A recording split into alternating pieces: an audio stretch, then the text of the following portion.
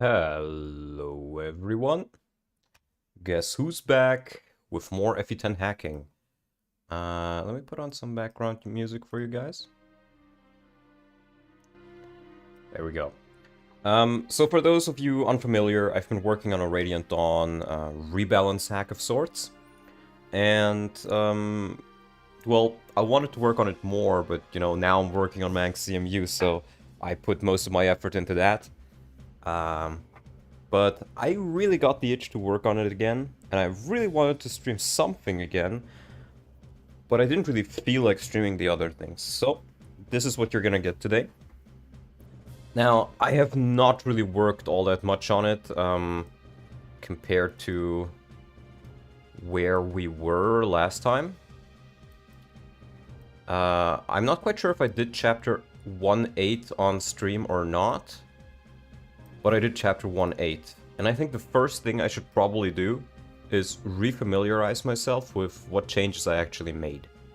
And for that, let's jump into it and just give the chapter a playthrough.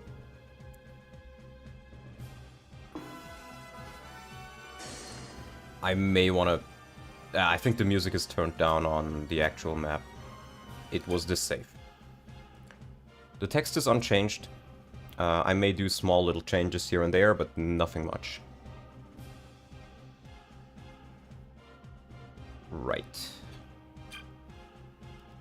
Yeah, I can briefly go through the characters, for those unaware.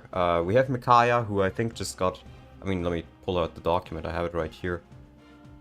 Good morning, T.S. Jasmine. Thanks for sticking by. We have Mickey, who got a buff to all of her stats, and especially HP. But is otherwise the same. We got Soph, who is completely unchanged. Voluk, who I think got 5 less levels, so he just levels more. Torunio, who is now a level 2 pre-promote instead of level 14, so he's an actual unit instead of a kill button. Eddie got +2 in all stats, -3 levels, +4 HP, though I think I will revert the level change. Leonardo got the same, because this Eddie, I mean, this Eddie is pretty blessed, but it's still quite a lot stronger than I think he should be. Or a little bit. Same with Leonardo, though this Leonardo got really lucky in defense. Very, very blessed in this testing run. We got Nolan, who got +1 in all stats, otherwise the same. Laura, who got +2.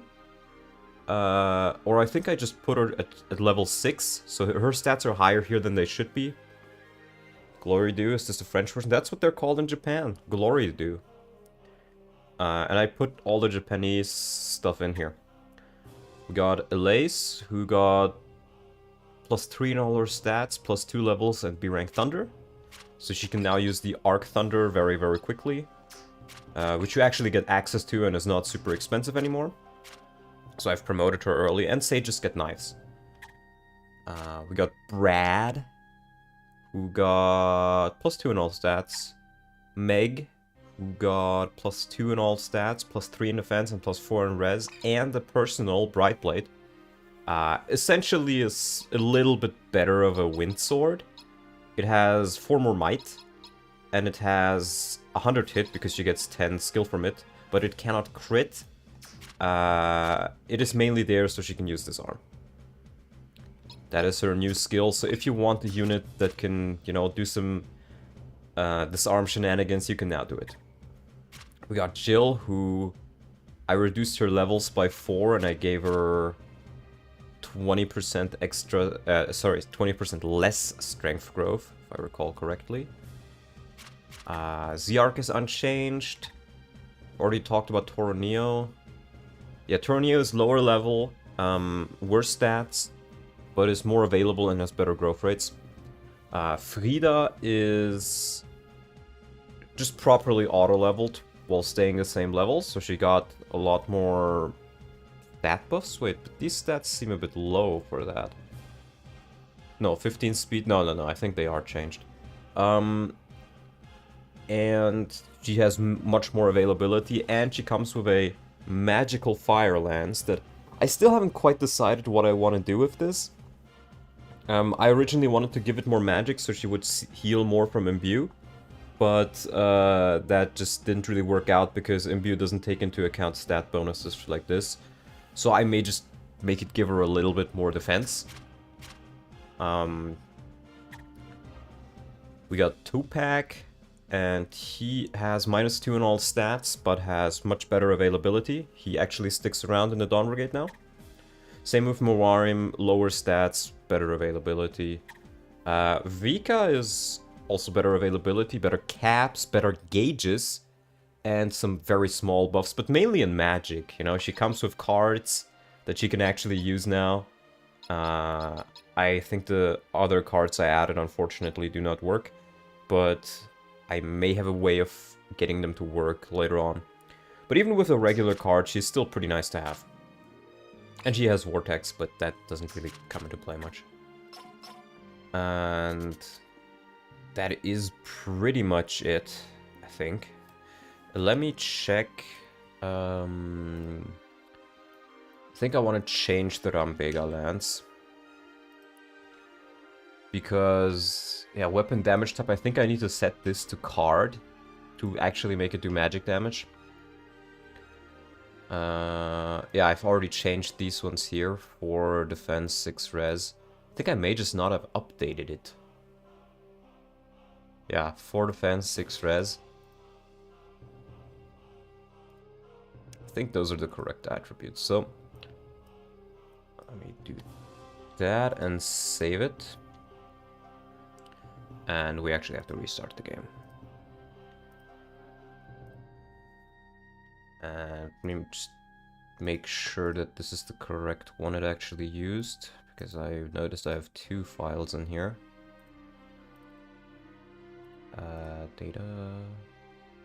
Yes, okay. It's the correct one, so we're just going to copy that over to apply our changes. Give it another test. More Rance gameplay? Maybe actually. I enjoyed it a lot, surprisingly enough, and so did Bonnie, so maybe you get more streams of that.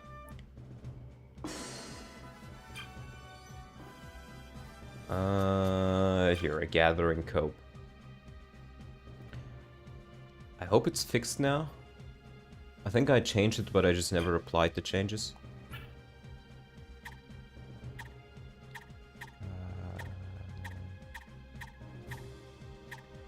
Yeah, I think everything else seems to be working as normal. Yeah, now it works. Why does it say S there at the bottom? Did I mess something up in the description?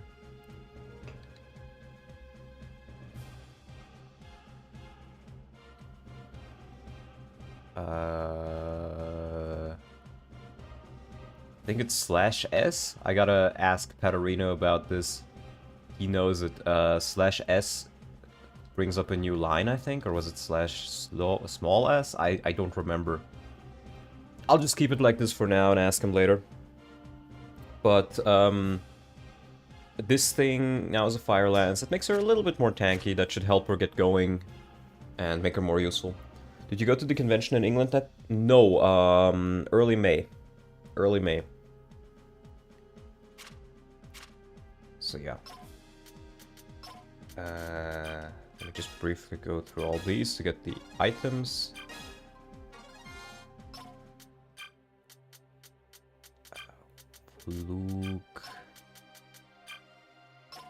Voluk Zihark, sure.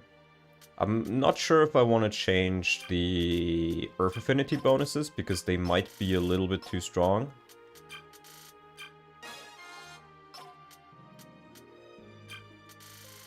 Jill, Zihark, no. Meg. I don't think I have anybody for Meg. Nope, it's so over.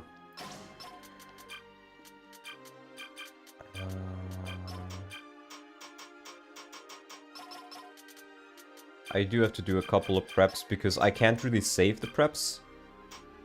Alright, I also added the sniper bow. It is pretty weak, pretty expensive and low durability, but it's great for shooting up ledges. How close is he to using it? Very close, so you can keep it. And units have normal mode experience gain, so they are much less harsh.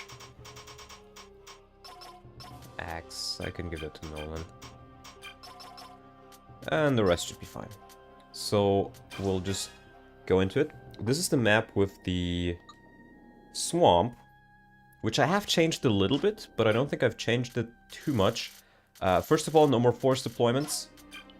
If you want, you can just not bring Nyla, which I think is very welcome. If you want, you can not even bring these guys.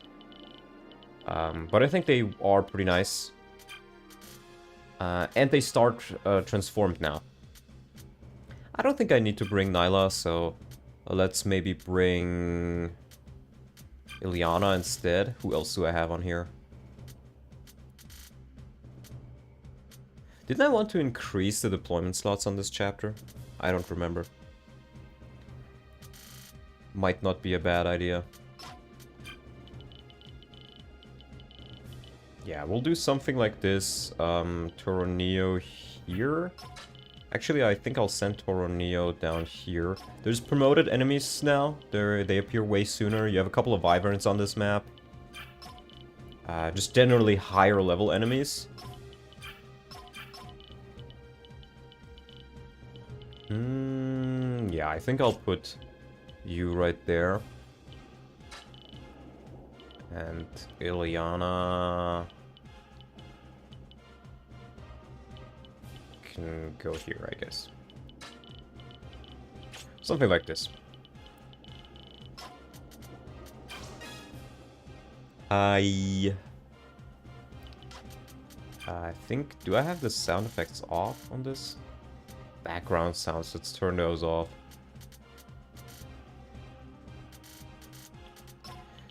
Yeah, so we'll just see. I haven't played this in ages. Yeah, these enemies, I mean the unpromoted ones, they don't get weighed down, but yeah, Nolan's just very, very fast. Now let's see if the magical lance works. Seems to work. Yeah, has the same damage, so it does magical damage now. It will not help her against everybody. Did she reach that guy? No. But it might help her against some. Let's use a Giga Thunder.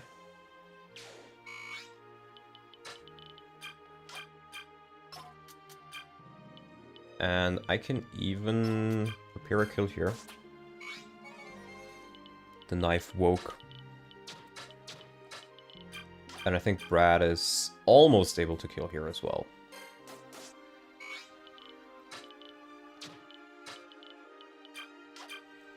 Let's attack here. I just want to get another feel for how exactly this map even plays. Because it's been so long since I tried it. Oh yeah, rogues. You have actual rogues now. Let's dance here. You can't double. Unfortunate.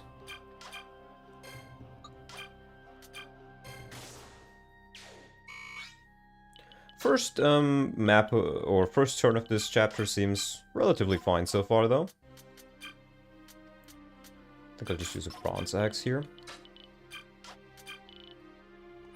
You have this promoted warrior right there, which... I mean, I did give them the ability to use knives, but knives are so shit. I'm really considering just maybe making them pierce the fence and just rebalancing knives altogether. Or maybe just increasing Sage strength cap, so they at least have the chance to do on this map again. It's been a long while since I played it. I want to do a playtest and see if there's any other adjustments I want to make. And if not, then we will continue on to the next one. Let's get a kill for a Vika here. I think Muharrem can deal with that guy reasonably well, yeah. Nice.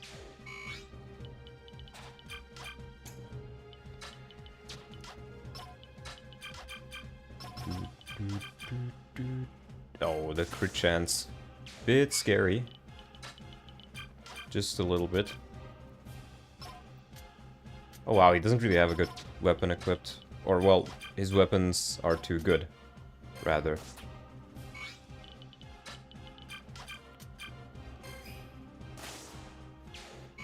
Curious what you'll do, knives can go many directions. Yeah, I'm not quite sure myself yet. Because I do think sages having knives would be very, very funny. Did she just get doubled? I think she's dead. Oh, never mind, never mind. Rambega lands.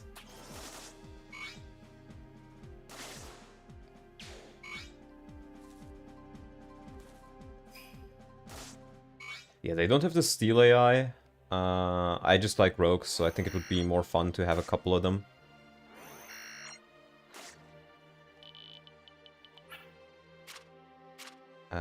They do technically have the steal skill. Maybe I should make him steal?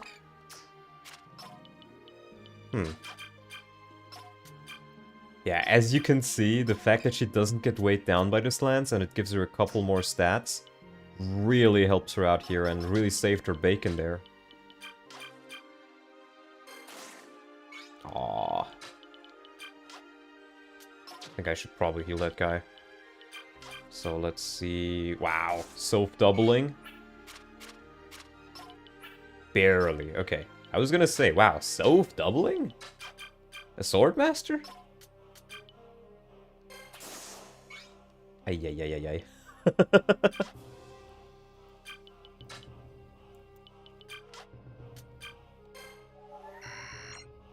I think Raphael can dance in all directions, right? Maybe I should make use of that.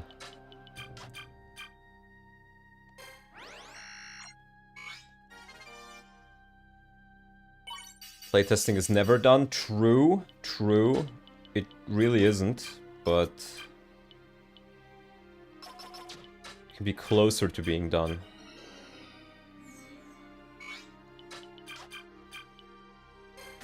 Nice. Just what I wanted.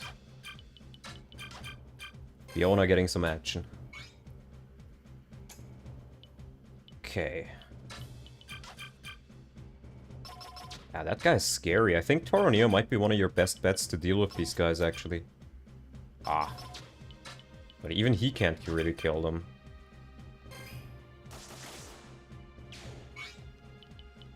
I mean, so far I think the difficulty of this map is pretty alright.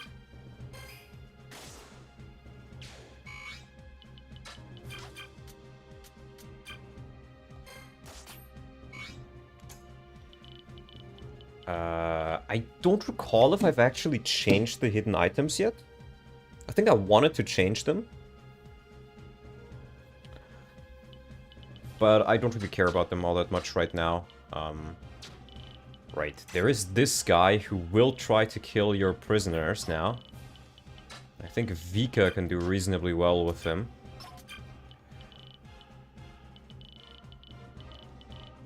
Alright, I think I'll keep these guys down here. I'll revert so he gets gauged next turn. From just waiting around.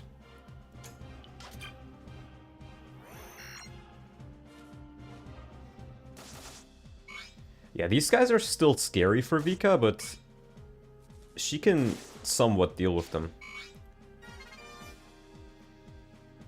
And even your promoted units are not invincible here. It's pretty much all I set out to do. I didn't use Jill on this map, but you can, so that might be an idea to help Vika out here. She can't kill. She can also use the Spectre card. And use it relatively well. I think that is what I'll do here. Because I actually gave her a magic stat. Yeah, 10 oh, I think her magic is messed up, right? Did I ever change her caps? I gotta take a look at what her magic cap is. Actually, no. Her magic cap is fine. Yeah. Wow, Liliana is... I was gonna say she's slow, but no, these guys are just fast.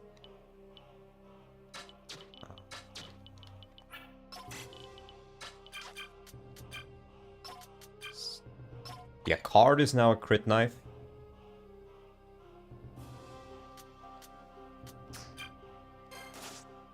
It's actually useful instead of being like, it exists. Let's see if we can get another Rida kill. Seemingly not. Yeah, okay, that should work. It did not.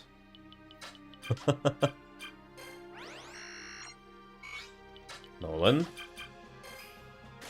Thank you.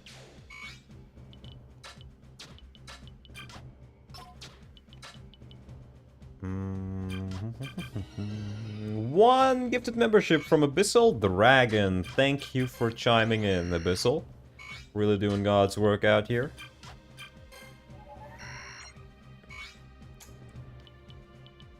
Yeah, the fact that Micaiah actually has a HP stat now means that she can actually heal. And another one! For good measure. Yeah, these guys have a lot of crit. But Toro Neo has just enough luck to not have to worry about that. They're still a bit scary though. I probably should have put like a...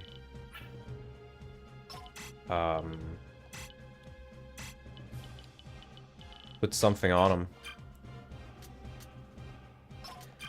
Well, he can deal with 2 of them at least. Nice.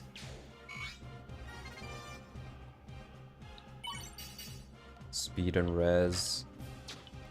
We'll keep those 2 right there. And now, this is a little bit unfortunate.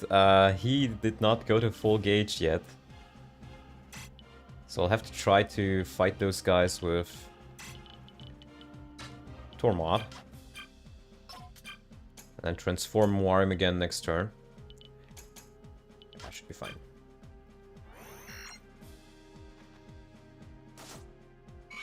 Okay. I think the next map after this is the Micaiah solo chapter, right? Resolve Man is back in action.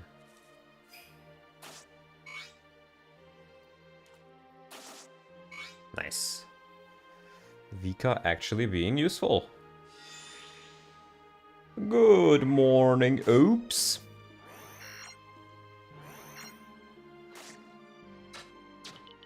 Can Tormod even deal with these guys? No, they fucking murder him. Let's see. Maybe he can deal with this guy with Moirim and Tau. Not that be a little bit... Oh, yeah. These guys might be a little bit too strong, actually. In that case.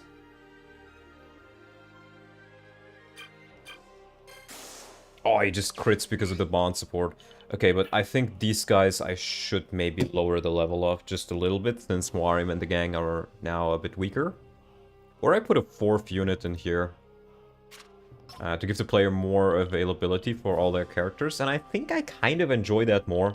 So I think I'll keep them the same, but I'll give him another deployment slot here. Now this guy's probably gonna get eaten. Oh well.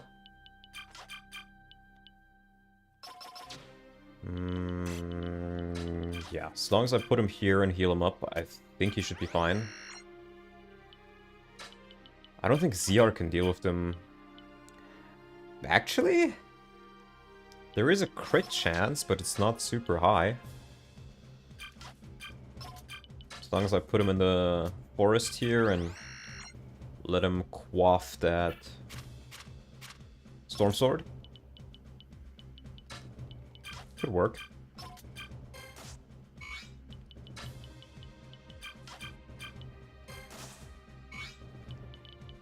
Let's try to get her another... Okay, she still can't kill. I guess these guys just have really good res. Yeah.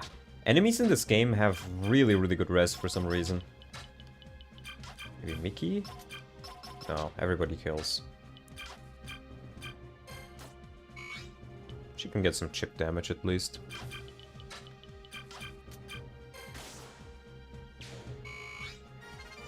Brr, brr, brr, brr, brr. Did Micaiah always have this high luck? I know I gave her some small buffs, but I don't think I buffed her luck by more than like +2.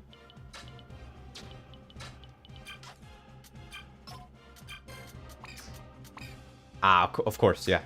It's a locked item, so I can't trade it. That's a bit unfortunate. Oh, right. This bishop exists. I forgot.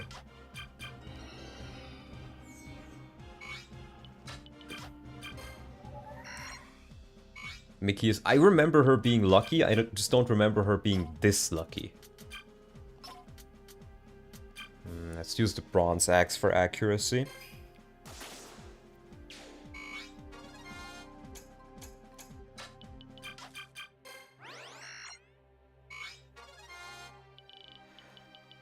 Yeah, I think I should just kill the guy. And then fly westwards. Yeah. Level for Vika. Nice. The enemies are generally higher level, so you will simply get more out of each kill. So your higher level units can actually get some experience that is not 0. Like these guys, they are unpromoted, but they're level 20. And 10 XP for somebody like Toroneo, who is level 4, still very good. Oh. Oh well.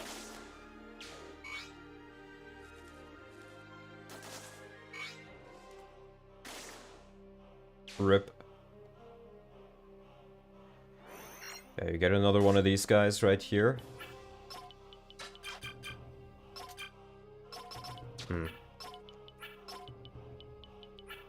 They're just a little bit too fast. I think I can use whatever character ID I use for this guy and just reduce their speed by like 1 or 2. Because I would kind of like you to deal with these guys relatively quickly if you get a hold of them. So let's take a look at the map and do that right now. Map. This one? No, it's 109, I think. Yes, 109. Zoom out. Can I zoom out a bit? There we go.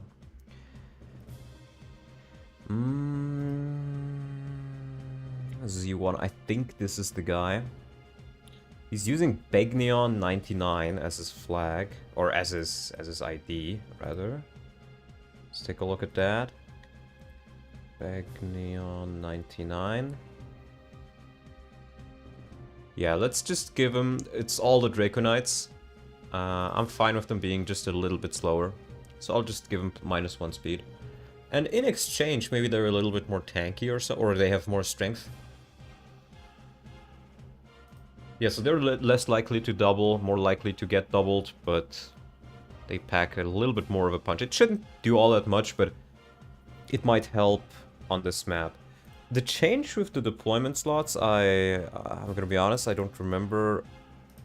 I think it's much easier to do in this than it was in FE9, because I've been trying to work with FE9 recently, and oh god, it is awful. At least, in regards to adding a new character on the map. So, yeah, I think we should probably do that. Let's add spawn. Yeah, right. If I try to do this in Radiant Dawn, it gives me this weird error. Still not quite sure why. I think I need to go back and it does actually create it then. Yeah. And I'll just copy over Frida.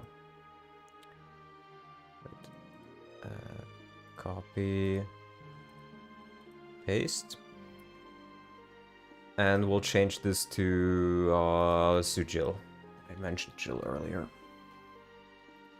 It doesn't really matter, to be perfectly honest. Because this will use the Oh, one gifted membership from Norian. Thank you, Norian. This will use the previous data that you already have, so that what is in here doesn't really matter. I should probably still make it the same class, just in case. Jill. That is Draconite 110. X. And... yeah, I think it's in the bit flags at the very top here. 44 is for Micaiah. I think that has something to do with being essential or force deployed. And 40, if I recall correctly, is just... oh, I just realized I think my microphone might be a little bit quiet. There, I put it up a little bit. Yeah, but 40 is for characters you've previously used and want to retain the stats of.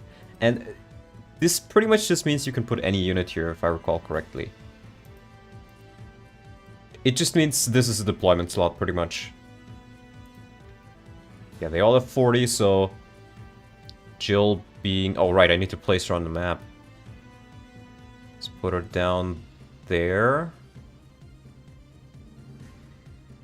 Maybe like there. Yeah. So you have an additional unit on this map you can play around with. It should make that section a little bit easier.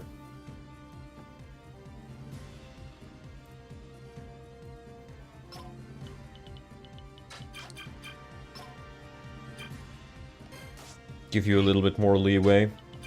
Though to be fair, I'm pretty sure I could have just put...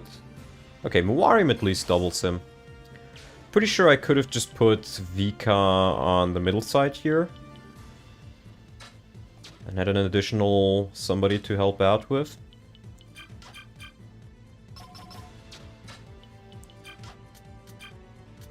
Let's see, Spectre card. I don't know why it shows the move like this. That's weird. Why just do that? It shows... no, it's not even her entire range. No, it is her range from when she would be here. Why does it do that?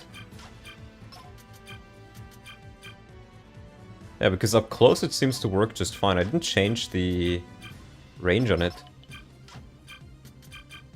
That's weird. And it's not... it's just a visual bug. I can't actually select the other ones.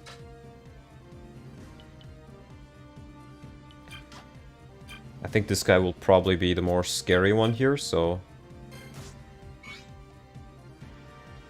yeah, she does have Kanto afterwards. I'll just keep her there, I guess. I think I might be able to get Farida another kill. I want to see how good she becomes. Yeah, this lance actually allows her to get some kills. And with the other buffs she received, this is definitely a serviceable unit. She still needs to catch up with your other ones a little bit. But that's fine. Let's put Soph right here, ideally with a healing item.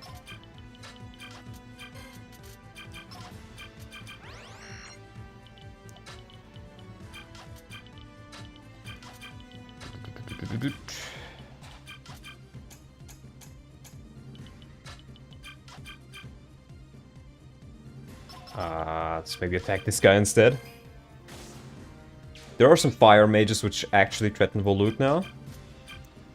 I'm still not sure what I really want to do with Nyla, if I'm being honest. She is pretty much a kill button. And I kinda don't want to give her to the player, if I'm being honest. I mean, getting her is kinda nice on one hand, but she's just so OP that... like, it doesn't really matter who you train for this part. And that's something I don't really want to have.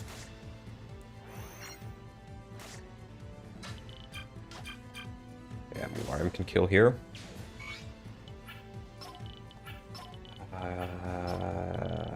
You know what I think they could use? An olivey grass.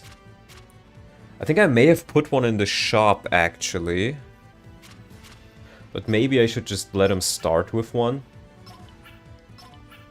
Vika especially, I think, could be very nice for it.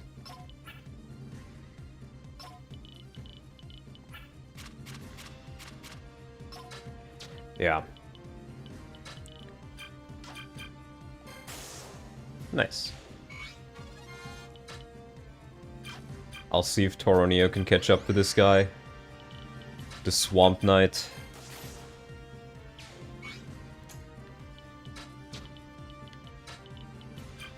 Swamperon Saga. Right, you get more flyers here. Yeah, 15 speed. They all have 15 speed, so I think that one change, -1 speed, would be very nice. Radmim, I don't even recall if he was previously promoted. I don't think he was. I think I promoted him. Yeah, and you also have the Glory Dew right here. Or the Great Dew. I think they're supposed to be called Dukes. And I don't recall what AI I gave these guys. I think I wanted to try something special, but I don't quite remember. Or like that they wait, so they're... I don't remember. There was something I wanted to do with it.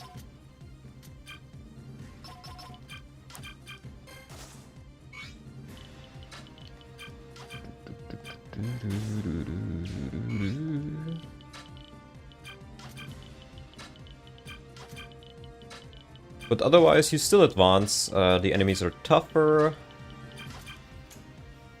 And the map is a little bit more interesting, at least. I do think I should revert here. So she gets at least a little bit of gauge. And I'll see if I maybe can get 2-pack over there. Yeah, you kind of gotta hurry, because if you don't get in range of those guys, or not even in range, but if you don't make sure that they're closer to your guys than they are to the green units, then you might get into the position where they just go west and wreak havoc. So you're incentivized to go fast on this map.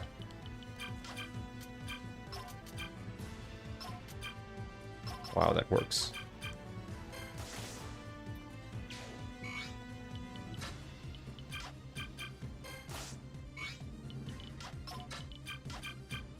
Yeah! The going from absolutely dogshit damage to actually dealing a bit of damage, because these guys don't have res.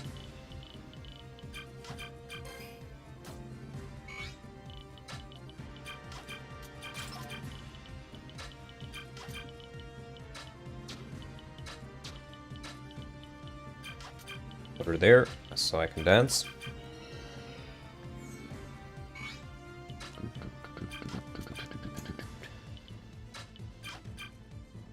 Yeah, I think that guy is still a loss, unfortunately. Yeah. Unless 15 speed. She doesn't get doubled, actually, so maybe I can just lure him into attacking her instead. Yeah, even untransformed, she can now deal a little bit of damage with the Spectre card.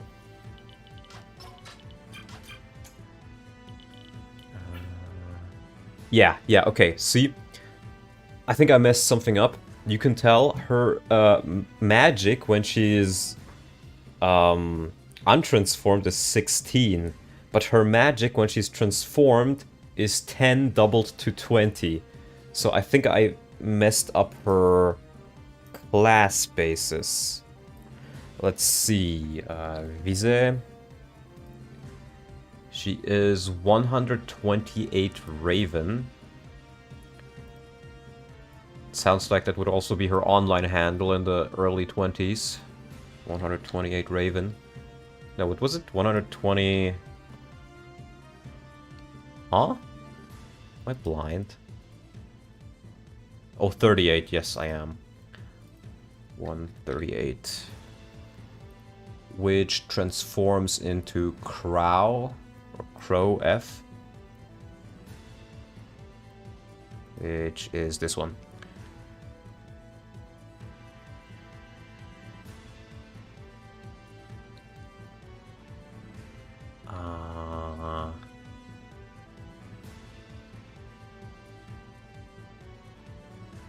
Do they need to have the same basis? Is that what it is? I think so. 8, 10. Yeah, the caps I've already doubled. So the caps should be fine. Or the caps are doubled for the other stats I changed. Actually, speed. No, wait, that's Crow King, never mind. No, speed is fine. Yes, okay. So that should fix her issues as well. So she should do even more magical damage. Maybe 16 is a little bit too much, actually.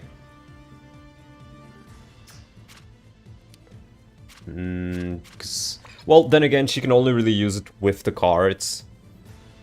Maybe I should still reduce it a little bit.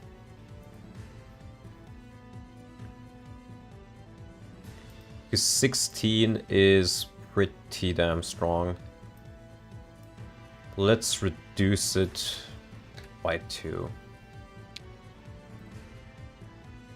And that should help her a little bit.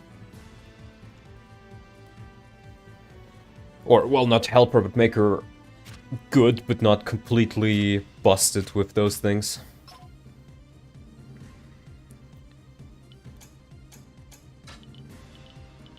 Yeah, I'll send Zehark over there, and I guess Voluk as well. Okay, these guys do move!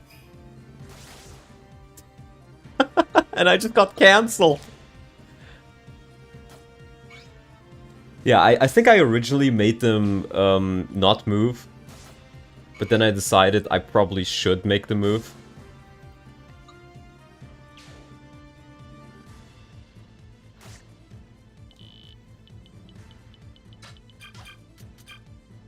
Yeah, Radmim. Didn't he always have cancel, actually? I think he always had cancel. He was just an unpromoted guy that wasn't really super scary, so...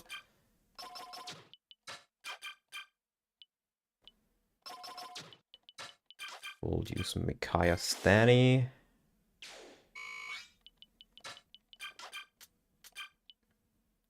Yeah, the card can still beat him. Nice. But it's a route map, so maybe I should have been a bit more careful. Why is the music not playing? Oh, video pause, continue watching. Yes, of course. That's why I'm watching it. I could do this and then dance for her.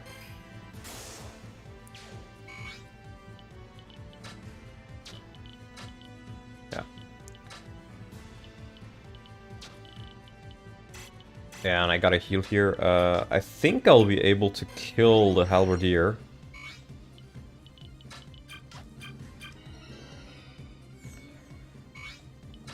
With Mickey Mouse right here.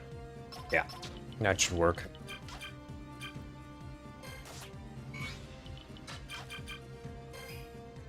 There we go. And Laura can take the mage on.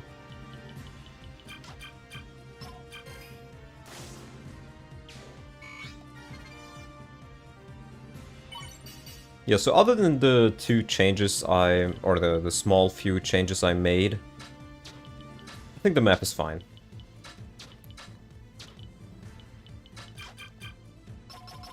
Wow, Warren. Yeah, sure, Warren, do it. I think he's just barely enough speed to double some of these guys.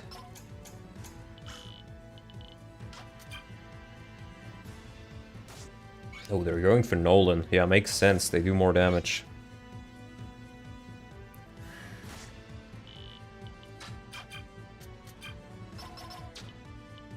Let's get a kill for Mickey Mouse.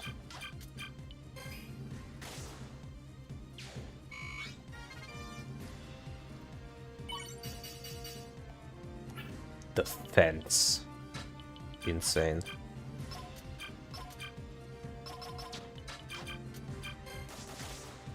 There we go. That should be the chapter. Any changes you guys think would be appropriate? I put an additional deployment slot at the bottom. I changed the Draco Knights so you can more easily double them with Tormod. Or you should be able to double them. Which would make him feel a bit better as well. I think it's fine. So let's try tackling the next map.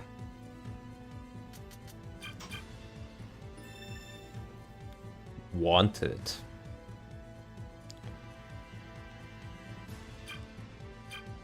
Yeah, you just get Mickey. I do have my things here if I really want to use them. Yeah, she can't use it. Okay, I didn't change that. Good.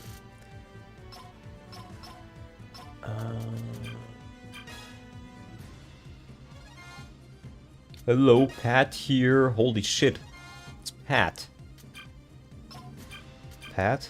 Patorino? And you do get pass. I think you always got pass, though. I'll give that to her as well. Actually, why am I even doing the base preps here? I should change the chapter first.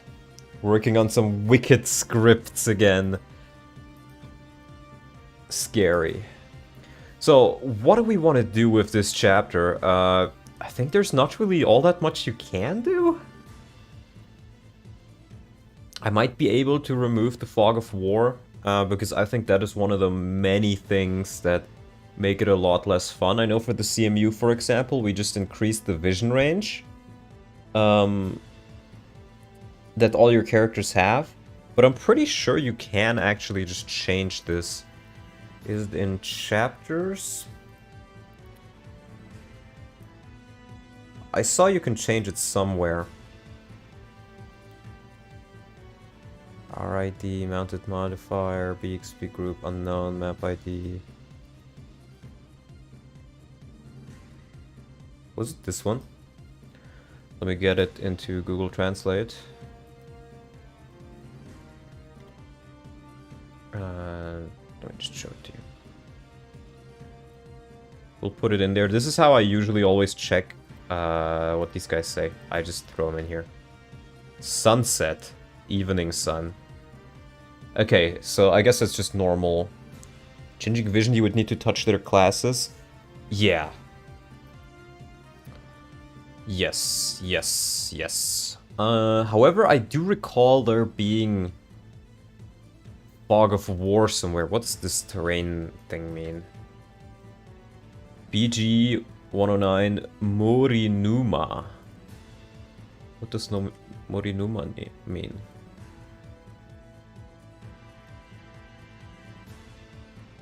Forest. Okay, so that's nothing interesting either.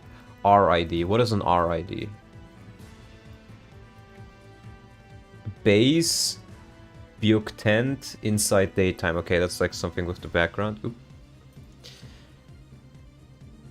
Was it in the unknown data? Let me check. What is a... Oh, wait, this is a Fog of War map. It's not in the unknown data. Let's see if there's anything different there. Do all of these have different weather? No, not all of them. Because I recall it being in here. What does 8 mean? Cloudy.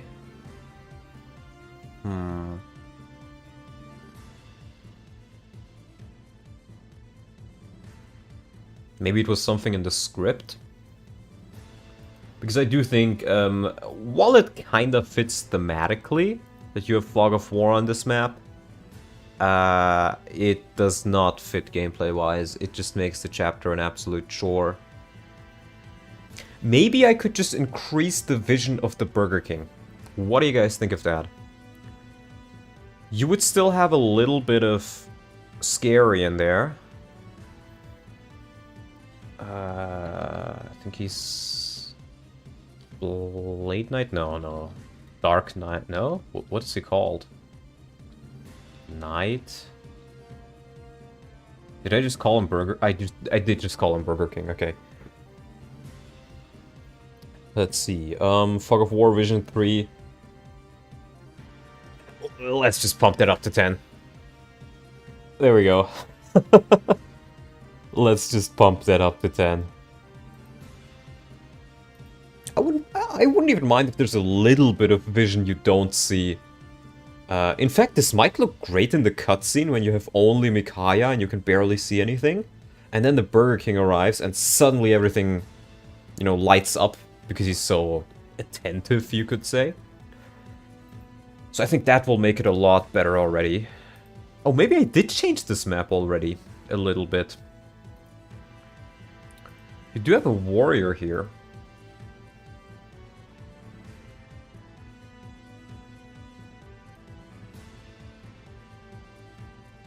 Hmm.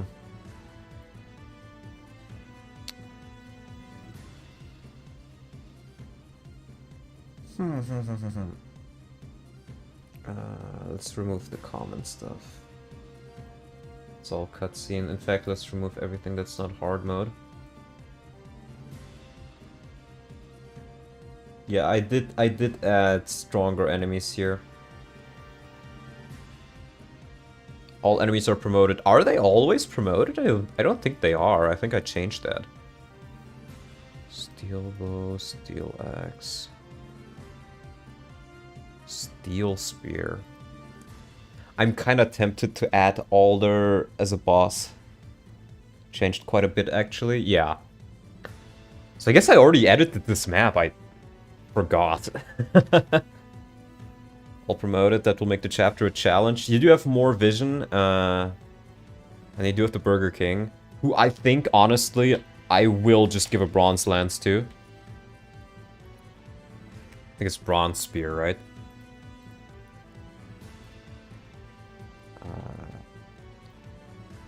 The ID. No, it is bronze lance. Okay. The game is so weird about what it calls a lance and a spear in the game IDs. Because I find that giving him a lance can sometimes be pretty nice. He doesn't always kill. Yeah, and I also gave him guard. I think I wanted to make an event that gives him guard. Allowing him to guard Micaiah. But guard requires a support, right? So I would need to remove whatever support Micaiah has for this map, store it somewhere, and then give it back to her afterwards. I mean, the easy way would be to just give her an A support with Soph again, but some players, although it's very, very minimal, I think almost nobody does this, does give Micaiah a different support partner. Though, to be fair, I think since I made Soph no longer be a game over condition, that might happen more often now, since he can die. I mean, the guard thing is not super important. Maybe I'll just drop that.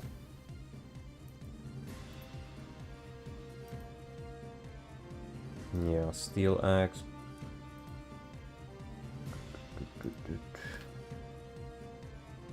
This map is honestly pretty boring. I don't really know what you can really do on this map.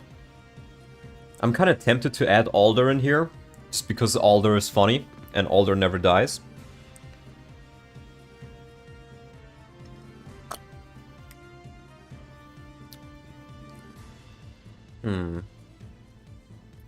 Let's just test it out as it is right now. Save. There we go. And swap it over. The stream today won't be all that long. I will just do 4 hours, or well, 3 more hours now. Because, I don't know if you guys know it, but Davis G is gonna be streaming Drums of War in 3 hours. And I'm very excited for that. It's one of my favorite hacks. I've actually made a redirect. So if you guys stick around after the stream ends, you'll immediately go to his stream.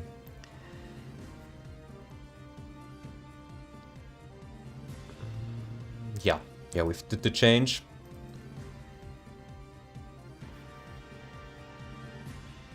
And I think the Rebellion Saga update is coming out relatively soon as well, right?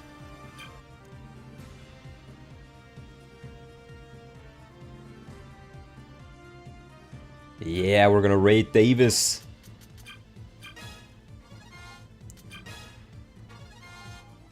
I'm also a bit torn on the Paragon thing. Paterino or Sal, are you guys familiar with if you can change how much experience Paragon modifies. Because double experience is way too strong with normal experience mode gains, right? Or, on the other hand, what about reducing how much Blossom reduces your experience for? Instead of half EXP, you could say, okay, you only get like 75% EXP. And for Paragon, you get like plus 25% EXP. Because then you still get a little bit more. It allows you to get your units up a bit more. But it doesn't allow them to snowball. Or, what I think could also be nice, probably a hex thing. Yeah, but do you think, do you know about it? Is it a thing that is known to be changeable?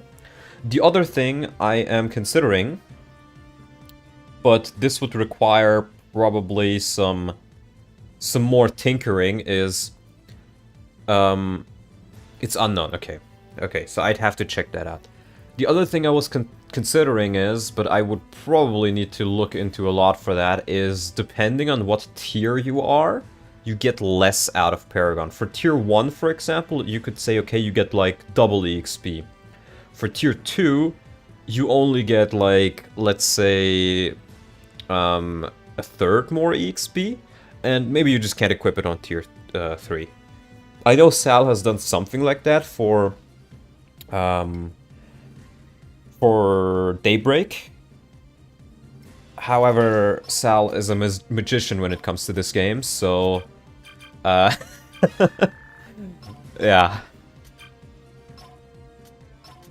Do you even get anything interesting in here?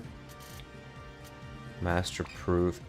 I think I want to reduce the price of these. I don't like the fact that they're so expensive. Because it kind of encourages you to never really get them. I love FE10. Who doesn't? Who doesn't? Only the people who cope about it. Ah, smelly, sir.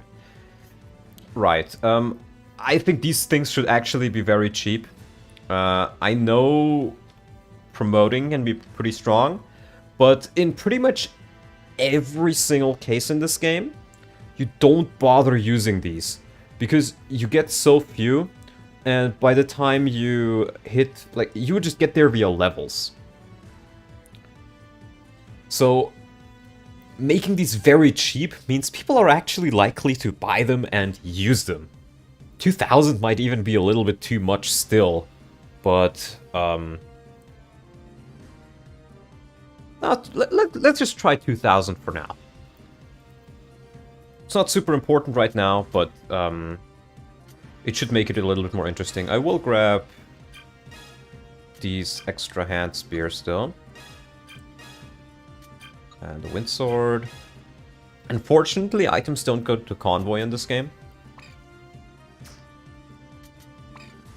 Statue Spall, I should definitely reduce the price of that as well.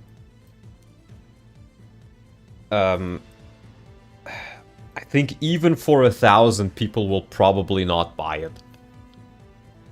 Like, 1,000, I could see some people maybe buying it for a character, for like thinking, oh, okay, you know, does a little bit more damage when you do Colossus, or hey, it allows this one unit to shove when they wouldn't be able to before.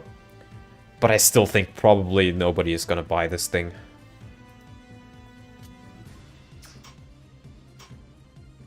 Yeah. And I think I don't have that many staves left either. And I'll just grab some more healing on Mickey.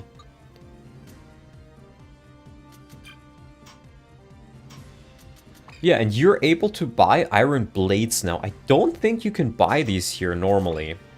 Great lances, pole axes, steel daggers. Yeah. Oh, I did reduce the cost of thunder, but it seems I didn't reduce the cost of fire and wind. So while we have these here all nicely lined up, let's change them as well. So that is... Let's see, fire has 20 cost per use. Actually, let me just go to magic. So I have them all right next to each other. Let's compare thunder. Yeah, thunder is a little bit more expensive by 2. The difference between wind is also by 2. So let's make the difference between L thunder and L fire. I'll put this as 34, so it's still a 2-point difference.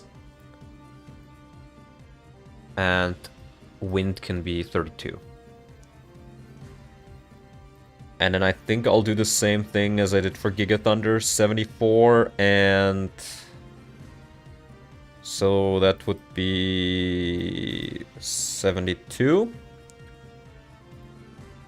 and 70.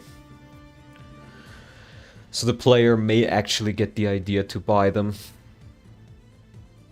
I think L light is fixed though. Light, yeah, 38. 38 is, yeah, it's just around the same price. And then Shine can be a little bit cheaper. Honestly, I don't mind it. Yeah, and I think the other ones are fine for now. Let's just get into it. I want to actually see the cutscene because of the vision thing.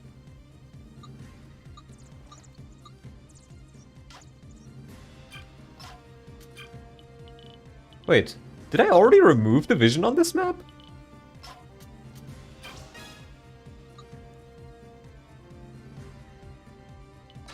I guess I did. No, okay. I think it just accounts for the Burger King already being there, maybe? Did I give Micaiah more vision? Can you see the vision somewhere? Let me check that out.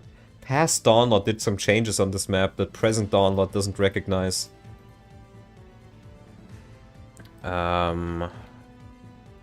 Light Mage.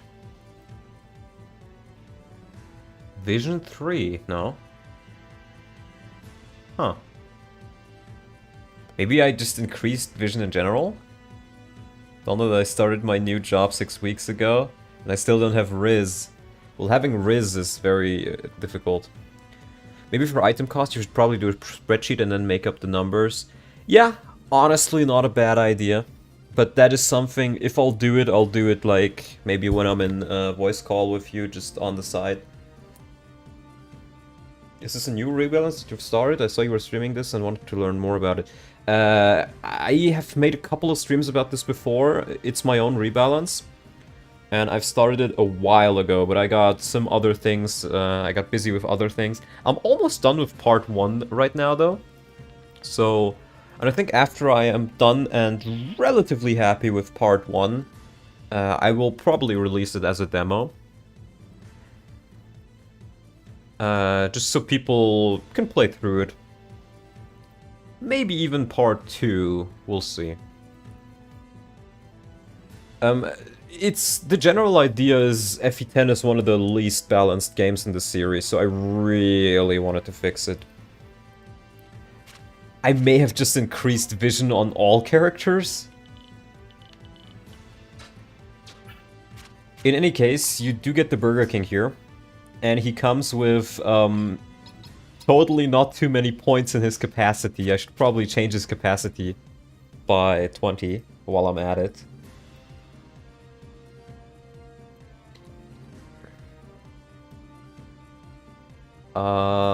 Yes. 90. And he does come with a bronze lance now. So, yeah, he still absolutely destroys them here. And I think Micaiah does survive a hit from these guys with her adjusted stats. I'm not sure if she is blessed or not. I did only give her +2 to all her stats and a little bit more HP. Or a good amount more HP.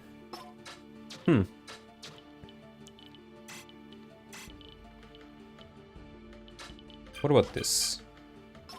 think you can actually take those guys on. So you know what? What if I just put the Burger King right here? I deal with the promoted guys on that side. Oh, this could be a great idea for this, actually. I put pretty strong enemies on the left side and have the Burger King deal with them. And then Micaiah has to deal with the weaker units. Also, what do you guys think of maybe making Soph appear on this map? So maybe on like turn 2 or something. You have the Burger King who maybe holds up the left side. And then you have Soph and Micaiah. Because you can't deal with these guys, but I could make them a little bit stronger if I actually add Soph. If she's on the forest, she should be fine though. I'll equip the Thani for some more damage.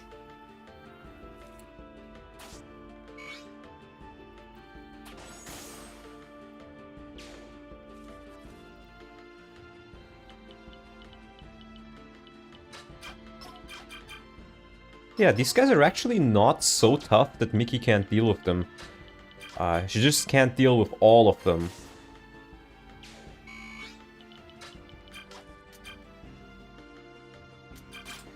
I will equip the... Will I equip the lance? Yeah, no, I will not.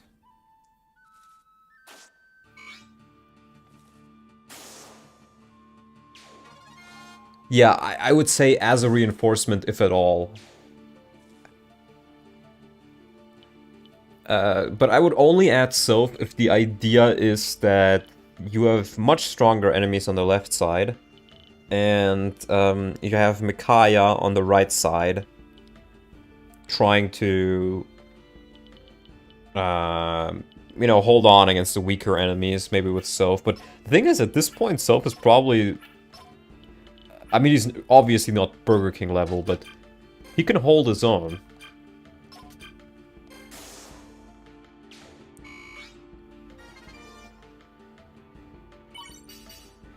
But I'm not super fond of the idea of Soph appearing, if I'm being honest. It could be nice. How many authority stars does the Burger King get? He doesn't have any.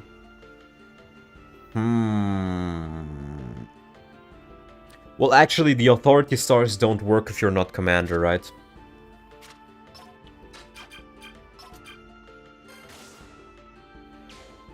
But this Micaiah can actually hold her own with these stats, which I am very, very happy about.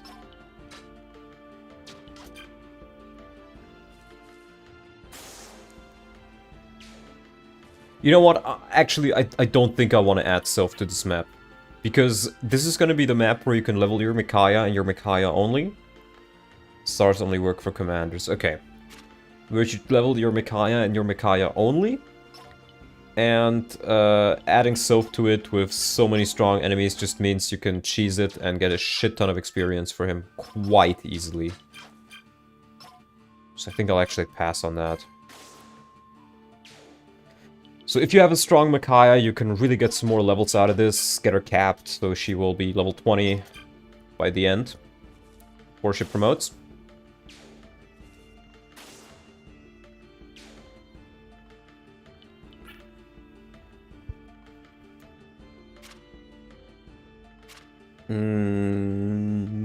I'm kind of tempted to maybe give the Burger King some kind of weapon which lets him actually weaken stuff, but I think he can't really do that since he has Eclipse, so...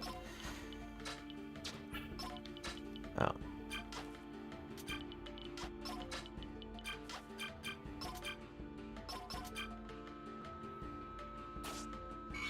Wow, she's been dodging every single hit so far.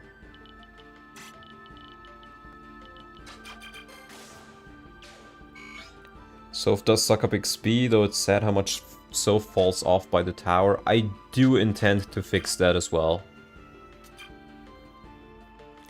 I mean, this chapter is easier, but honestly, this is one of the least fun chapters in the game. Just because it's a puzzle. With the lost condition being you get a game over. Which makes it one of the least fun chapters in this game, in my opinion.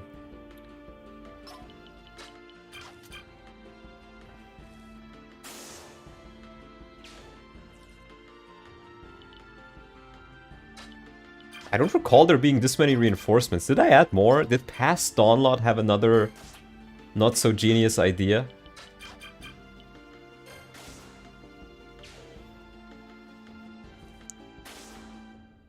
Yeah, I mean, what I did is I increased the Burger King's Fog of War vision to 10 tiles, so he can pretty much see almost the entire map. Depending on where he is, he can sometimes not see the edges, but that is fine. Your Micaiah is also generally stronger. These enemies are now promoted, but they're very, very low level promoted. So your Micaiah, on average, should be able to take a round of combat with these guys, if not even two. So she can hold her own, and the Burger King can deal with the rest that comes up. So it's just a more manageable version of the map. It's not so much a puzzle anymore. But if your Micaiah has capped magic, which she should have by this point if you want to deal with it easily, if you did give her some experience, then she can deal with this map and two-shot the enemies by using a combination of Light and Fanny. She can get some more Light EXP out of this. You get Gelled, who I've increased the level of, I'm pretty sure, because he will be recruitable. I am not sure if this one is using his correct character slot, though. Oh, he only has one. Let me check his stats, because I think I already changed his stats. Maybe I just changed this level. Because these stats seem a little bit low. I want him to appear on the supply burn chapter in part 3 as a recruitable. List of characters, let's get Jarrett. I think he's normally level 2. Level 4. But his stats are the exact same. Let me see what I wrote down for him.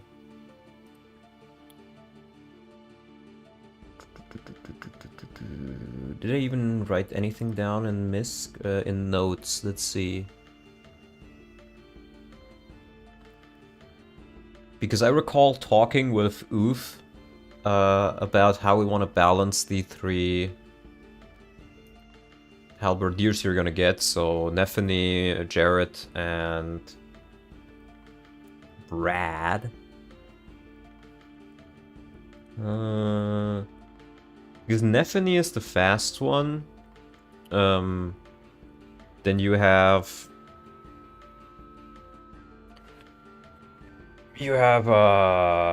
Brad as the tanky one. What did I miss? Not much. I did the Swamp chapter. I am currently playing through the Burger King chapter with Micaiah, and that one is in a pretty good state, honestly. I already changed quite a bit here. Yeah, I haven't written anything down for him yet, it seems. He's already forgotten about the avatar of his alter ego. No, I'm just not quite sure how I want to balance him, because I can give him a skill or something. Mage Killer Gelled. But that is already kind of Nephany. Nephany has really good res. What I am thinking of is I could give him a special halberdier class that allows him to use axes, maybe? Or swords? Make him something like Jaka? Because he'd still essentially be a halberdier. He would use the halberdier animations, but it would be a little bit of a different class. Seems to be the golden middle type. Yeah, you can do that. Oh wait, you have Devdan as well. What the hell is Devdan like? I honestly forget he exists. What is Devdan like stat-wise? I remember he's very strong in Pop of Radiance, but I don't think I've ever used him in Radiant Dawn. Yeah, Devden is the golden middle, actually, in Radiant Dawn. Which is a little bit weird, because I think his supports talk about him being, like, able to... stronger than 10 men or something, right? Devden is really insane, actually, just not good in his chapters. Fair. Seems like somebody watched the Rand stream.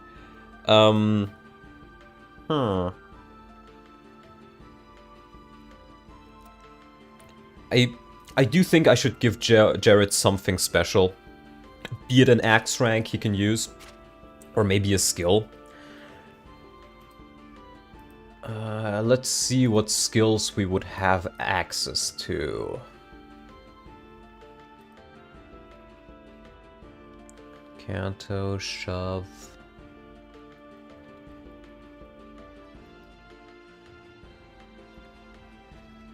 I will probably also change mastery skills to be much less OP.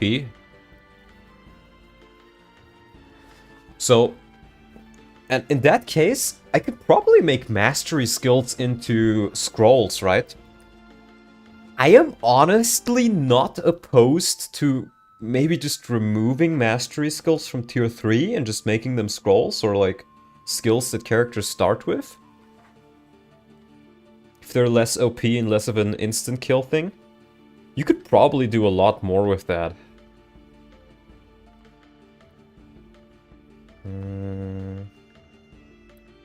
Insight, vigilance, mantle.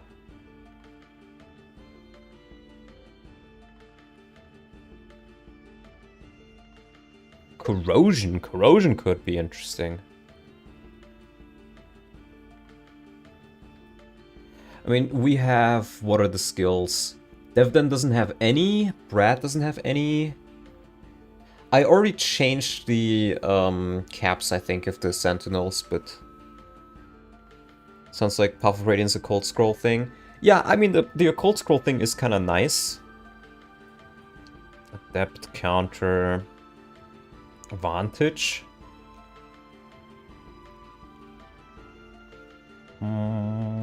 Maybe I give him Provoke?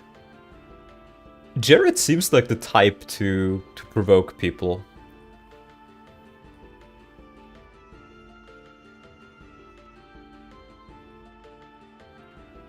Or maybe he gets one of the beast skills. Though in Ike's army you don't really fight beasts.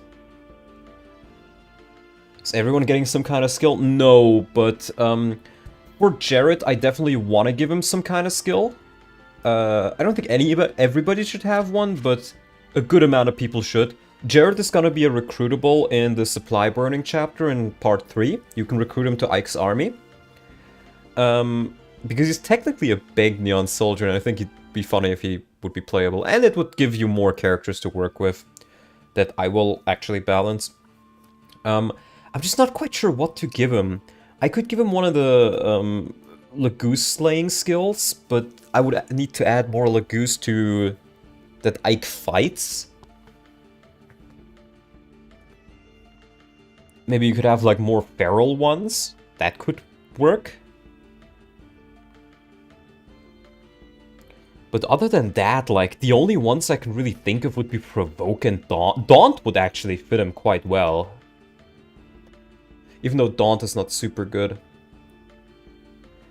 I feel like Provoke, I mean, he's gonna join your army, and I don't think he will really want to join your army, but it is pretty much his only way out. So, Provoke, getting him in trouble on purpose probably wouldn't fit.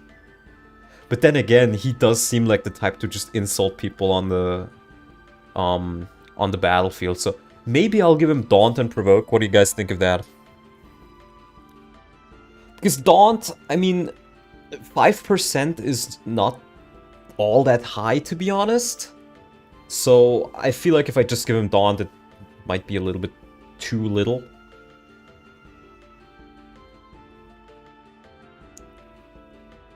Unless I, like, strengthen it to 10.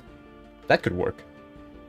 He and Shinnon would get along very well. I should make a support between them. Or, like, a base conversation. I can definitely do that. I think I definitely want to give him Daunt. That one is for sure.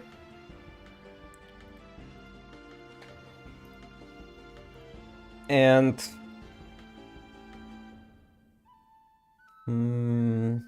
let's just give him Provoke for now, and if I think it's too strong, then I can always change it. I do have to take a look. I don't think these growth are changed by me. Yeah, no, I didn't change his stats at all. Give him celerity since he's running away from the authorities. No, I don't really like that. I think if I just give him Daunt, I don't need to give him Access or anything else.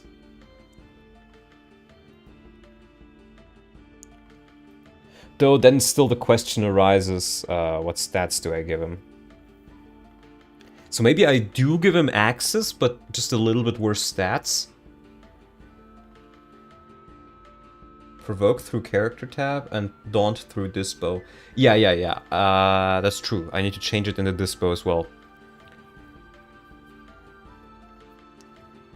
I mean, I'll probably use a different slot for him when he actually arrives or when he is a boss, I think. Because I'm not quite sure if I kill him as a boss and then I make him a recruitable later on, if he's just gonna show up with 0 HP and be totally buggy. Give him Provoke for free and Daunt as a capacity skill. I would honestly do it the other way around. Lower his skill a bit. His skill?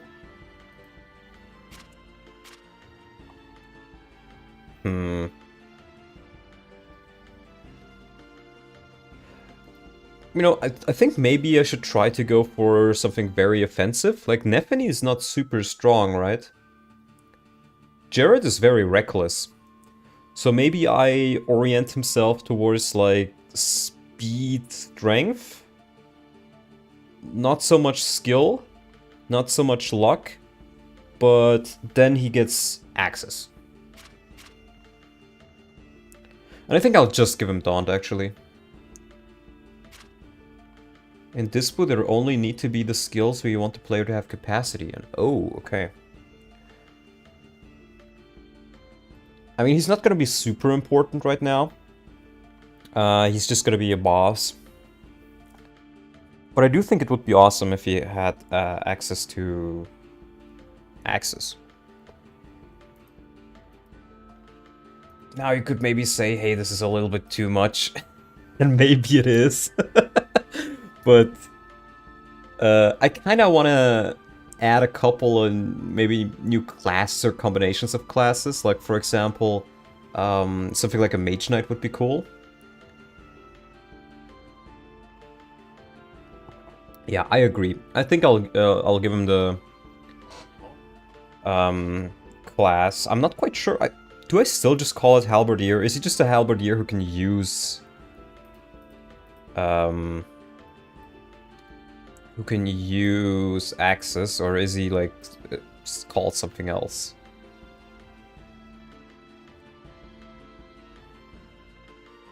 Or maybe he just gets access on promotion. That could also work. Mist should be a Mage Knight. See, that could work, but I will add magical swords as well. And I think Sheik is just fine as a cleric with swords and healing. It's an AS Halberdier. Yeah. Add a Provoke Scroll as a reward for shit on Jared support. I like that. I like that. I'm gonna note that down. I wouldn't call it a support. I will probably make it a base conversation.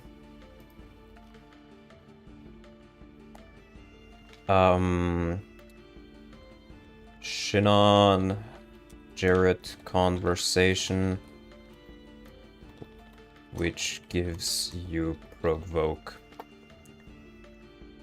Magical physical weapons, where did I hear that one? I've already done one to be fair, and it was always intended to be in the game. Because they're just fun. They allow you to do a lot more things. Yeah. So growth-wise... I think I'll figure his growths out later. It's not super important. Right, the class. Let's add a new class, and we'll copy this to the new class. And we'll call this Halberdier Gelt.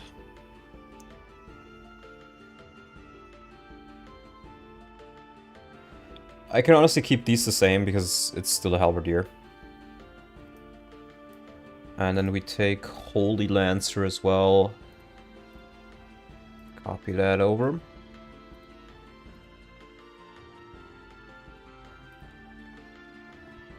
Holy Lancer Gelt. And I'll have to fiddle around with the hex data for this stuff, but let's give him the nope. Too much.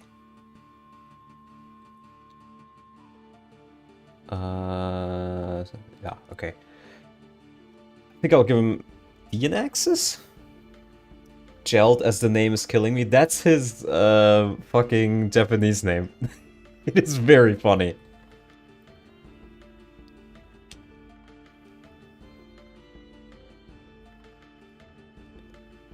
I heard you made Vika into some kind of card user. Yes, I can show you. Vise.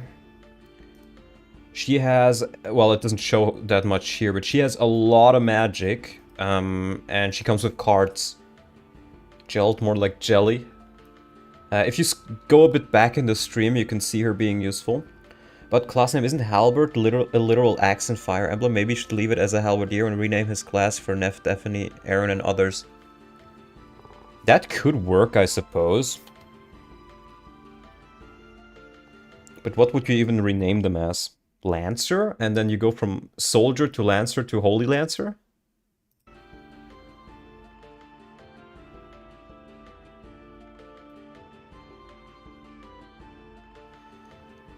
That could work. I like that idea, actually.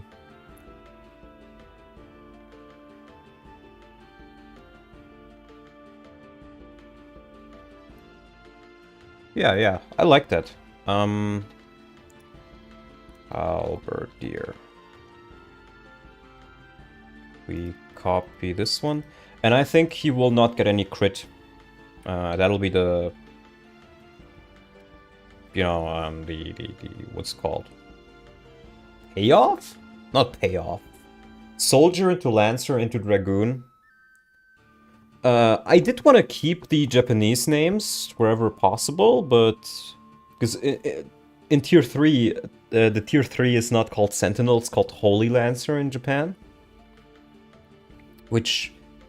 I don't know, I've changed everything to the Japanese stuff, so... I kind of want to keep that.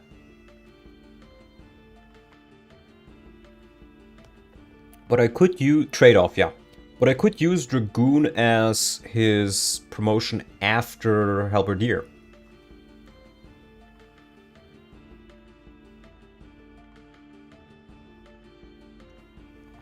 I think that could work. Gelled. And we call this one Dragoon then. I know Dragoons are technically Lance only. Soldier into Lancer into Rancer, oh no. I prefer the name Sentinel. I think Sentinel sounds cooler, but the kind of theme I've been going with is I change all the stuff to the Japanese or internal names for characters, items, and the like, just to give it a little bit more variety. Oh wait, let me actually copy that over. Just to give it a little bit more variety. Right. I think I gotta remove previous class here. There's selection. 173. Dragoon for that. And we'll do 172. Halberdier for that. But I like that idea. I will do that. So we will call soldiers can stay soldiers, and I will change halberdiers to lancer. And then they turn into holy lancers.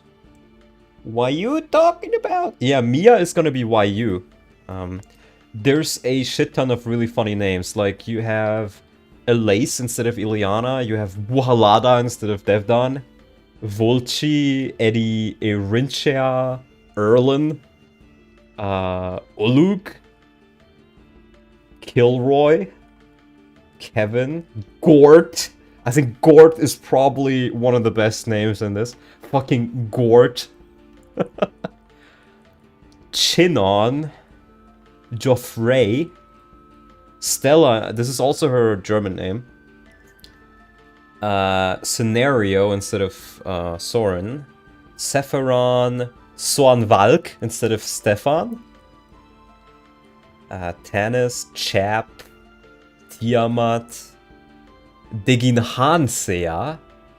Oh, I just realized that this misspelled. Deginhansea instead of Deginsea. Tupac instead of Tormod. Nike instead of Nyla. Noise instead of Nolan. Darahan. Oh, this is actually his German name, but I like it more. And I think it, you know, the theme is variety in the names. So I've given him this German name, which is Darahan, which sounds a lot cooler than Har.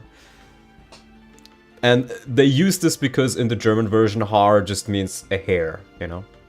Visa instead of Vika, Volk, Brad, Frida, which I think sounds a lot cooler as well. Bowl, like a bowl of cereal. Makarov, like the gun. For Mist, I did the same thing. In German, she's called Alya, which I think sounds a lot cooler as well. Mwarim with a W. Morty. Ulysses instead of Bastion. This guy has like completely different names in so many versions. In German he's called Yuri, in some versions he's called Bastion, and in Japan he seems to be called Ulysses. I don't know why. Lofa instead of Rolf, like Lofa these nuts next to his brother bowl of cereal. Lay, like the chips for Renolf. Liern, Liar, Ryusion, Lucino, Leonard, it's his German name I think as well. Ref, Lenning, YU, the legendary YU, Larabelle, Rubail, Goon,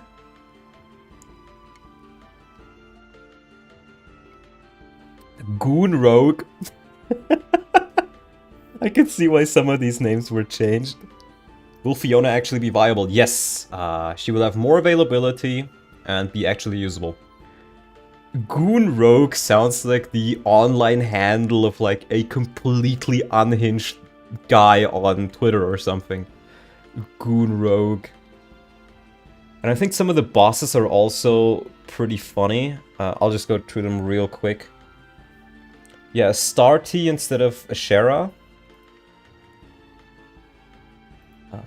Most of them are actually not that changed. Bonard, Hell, and Death. This dude is like... I think that guy is like a super normal guy normally, or like the name-wise, but in Japan he's called Wazekaka. Bro, fucking Wazekaka. Romitana. Rao. This guy's just called Nose. This guy's just called Nose. Kahitaleno. Valtalome. I think those are pretty much all the interesting ones. Oh yeah, these ones are also kind of nice. She's just called Prague, you know, like the Czech capital. Gavine, Grail, Elena. Buforce is the name of Alencia's uncle. Buraisu. Rambega. Dalaho. Largo, I'll also make Largo playable. Yeah, and I think that's it.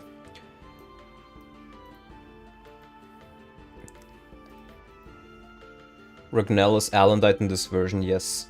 Yes, it is. Actually... Hold on, no, I think it was something else. Skill, where is it? Did I change the items around? Yeah, here. The Etard is now the Alandite. And the Alandite is now the Etard. That is the one. Ragnell stays the same. Are we getting a one-armed Reaver? If I can somehow get model changes in, then yes. Otherwise, I will just, you know, it's gonna be a bit boring, but I'll just remove the part where he loses his hand, just so the animation makes sense. Or his arm, rather. Otherwise, I would have kept it in, because I think it's very cool. I will just say his arm is injured, and maybe that changes his character, or like his build a little bit. Instead of it being completely off, even though it's pretty cool.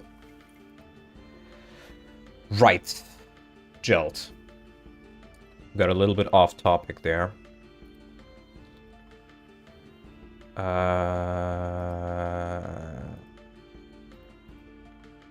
Here. So, we gave him axes. And I'll give him B rank in here. And you can have the same max. Let me give him the same cap here as well. And we will remove his crit up skill. I think I'll remove the crit up from the Halberdier as well. He will just not have the extra crit. You can make him a Berserker. I can. Here's the issue though. There are no Berserkers in this game. There are two things we could do. Either I just make him look like a warrior or like a reaver. I think that is probably the best way. Or I make him look like a bandit, but I guess that would kind of fit him. The bandit does kind of look like the Berserkers and the bandits in Path of Radiance, so maybe that works. We'll have to see. But the bandit is tier 1, and it looks tier 1. You can tell it looks like tier 1. So maybe I'll get there when I get there. But yeah. Yes. Okay, what do we want to change his caps? I think it might not be a bad idea. Let's change his defense and res, make it lower. But we'll give him a little bit more speed and strength, maybe. Yeah, I think that is honestly fine. We'll see if it's... Let's maybe do 23. 22 seems very low. Yes. The bases can honestly stay the same. He's gonna be probably the only one who uses this class. Hello streamer, how far along is Radiant Dawn hacking, and when can we expect Andron Saga and Radiant Dawn engine? Very far into the future. The issue is, we cannot make custom maps right now. That has not been figured out yet. We cannot make custom models so far, but both of those things are connected, so if you figure one out, I'm pretty sure you can figure the other one out. And it's just, it takes a lot longer. Some of the events might not be possible. You are much more likely to see Andron Saga or Rebellion Saga in Lex Talionis than you are in FE10. Which, by the way, me, Darkblade, and Julian are working on porting Rebellion Saga into Lex Talionis. Just some, you know, grunt work so far. Nothing big, no eventing so far, but we've inserted the portraits, classes, characters, and I think the maps already, and some of the items. And once those are all inserted by Julian, then we can actually just try to port it. But it'll be quite a while till we're done with that, I think. Because the events just take a long while. And the you need to get the exact right balance, because I think it may balance some things a little bit differently. Right, and then for the Dragoon, I think we'll do 35 speed, 37 strength, and let's do 30 magic and 25 res, maybe. Let's do 36 speed. He's supposed to be very reckless. I'm the dev of FE10 in LT and been working on it for 2 years. If you ever have any LT editing questions, feel free to ask me. Well, I will if I have questions, but I probably won't due to the simple fact that we have Darkblade on our team, and Darkblade is like the LT guy. He has the entire skill repository, and he's one of the most knowledgeable people about it. So I'll probably just ask him, but don't take any offense. Yes. Space weapon ranks. Let's put both of those to 8. And I think the rest here is fine. The one thing I do think we want to do for him is let's take a look at his stats here.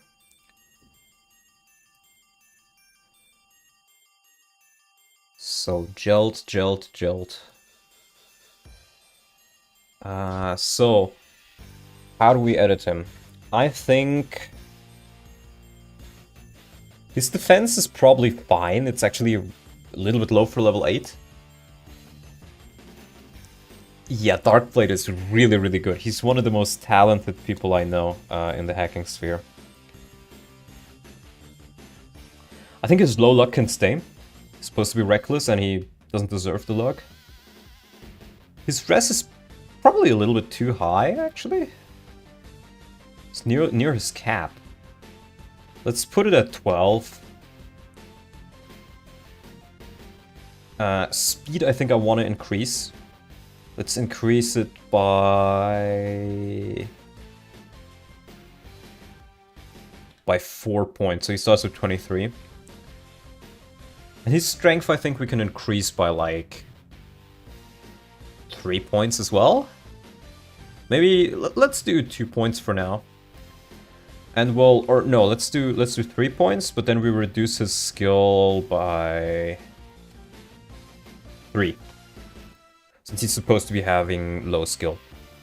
And I do like the idea of him being squishy, but deceptively squishy, so I will increase his HP just a little bit.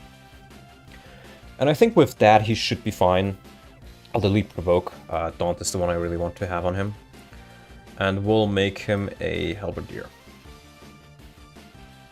And what are his weapon ranks? B rank? I think I'll just give him B on both. There we go. 3 authority stars.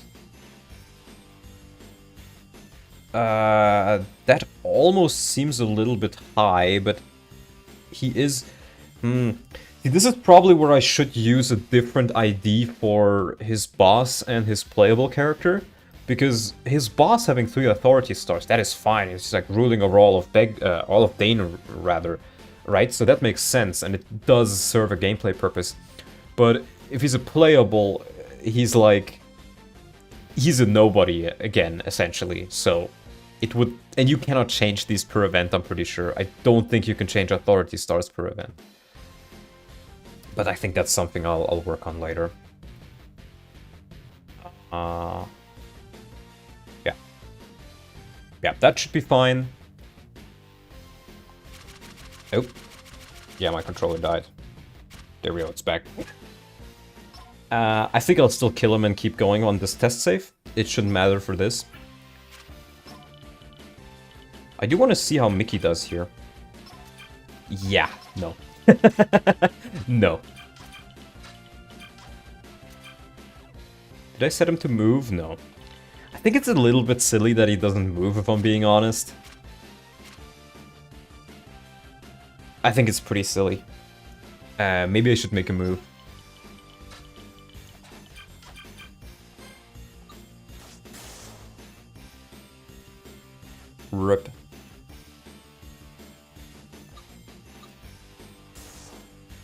Alder. No. Miracle procced. Never mind. He's still alive. Which one do I save to? I think I'll save on this one. Alright. So we finished that one. And now this is the final map, right? I'm a little bit scared of this one. Because I think I'll have to edit a lot here. Yeah, the enemies are still unchanged, they're lower level. I need to add a lot more promoted enemies here.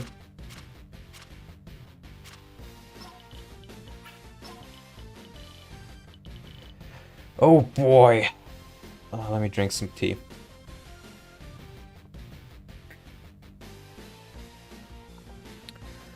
So, let's open up the map.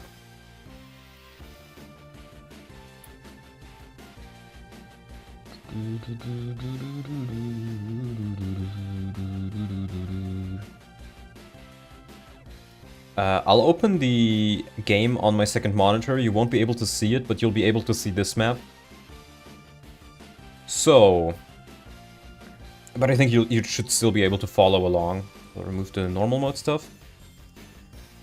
We have this guy right here, who is a Myrmidon with level 16. I think this guy should probably be promoted. I want to give the player more promoted enemies sooner. There's my character editor. Let's see, he is number 104.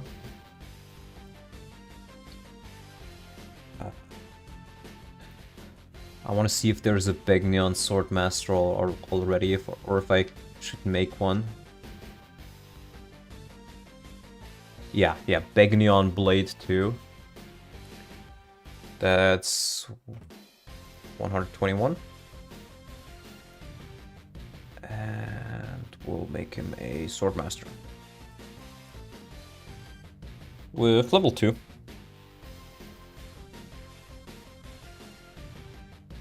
Soldier right here. I think we'll do the same thing. We'll just make it a Halberdier. Or a Lancer. Right, they're now called Lancers.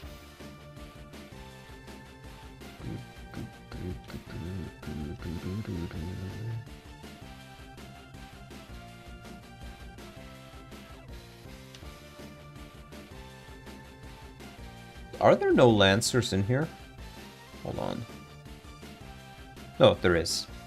106.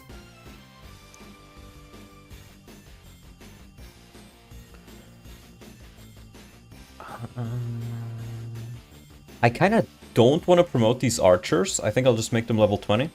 Not everybody needs to be promoted here.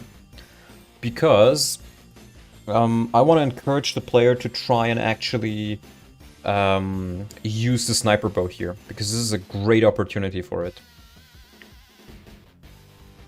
The promoted units like Swordmaster still get the crit bonus? Yes, of course. They do.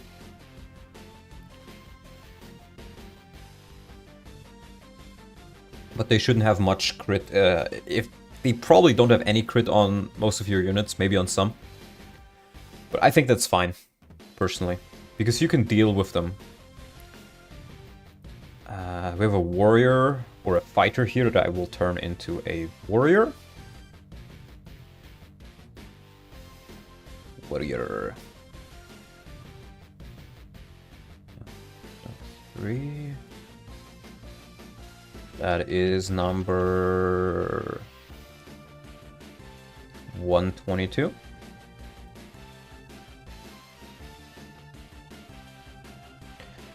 Maybe let's make this start out with a blast. Let's give him a steel pole axe. I think the idea is just pole axe. Let me double check that probably though. Pole axe. Yeah, steel pole axe, that's correct. So this guy is gonna be like your first big hurdle. In fact, I'll be evil. I'll put him one tile further to the right. I'm not quite sure why that made them invisible. I've noticed this as an issue on some of the map editing before, where it makes them invisible for some reason until you reload it. Noticed it in FE9 before. But I'll add them right here, so they're trying to trick the player into going down here. In fact, I'll change this guy to be in this position as well. Yeah, 518, that's the correct one. It did change him there, but... So you'll see this guy immediately, you'll see the warrior here, and this should mean even players who are not maybe the best will immediately notice that, oh, this is a trap if I move right here, this is scary. I want to make sure that this guy moves towards me on the first turn, so I can maybe hold him off here, kill him, and then maybe even use a sniper bow against this guy, if I have it. And if you have a really fast unit, you could even move over here quickly. How am I doing? I'm doing alright. And this archer can honestly stay there. I'm not a huge fan of this one-tile corridor. Not a huge fan of how choke pointy this map is in general, if I'm being honest. I think I'll just place this guy further down south. And we'll make him promoted as well. I just really gotta check what the promotion of sword armor is, because I keep forgetting. It is blade due. Okay, well, that makes sense.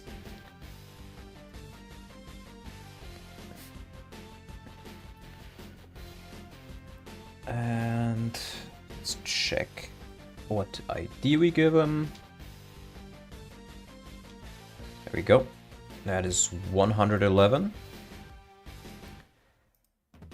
With a steel blade, honestly, fine. You know, he'll serve as a...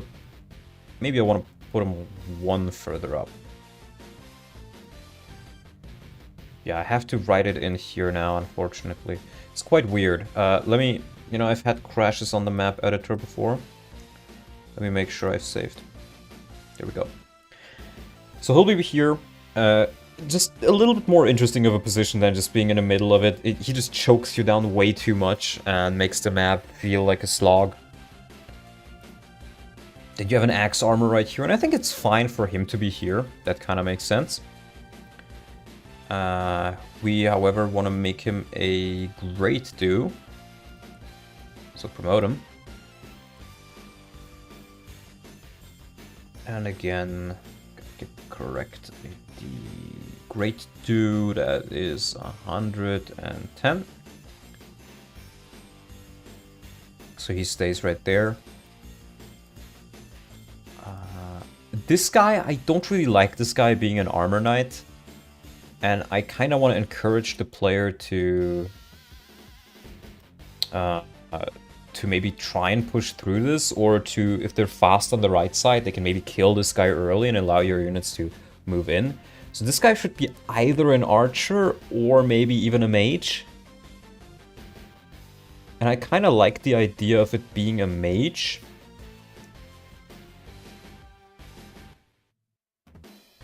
So let's maybe just make this guy a fire mage.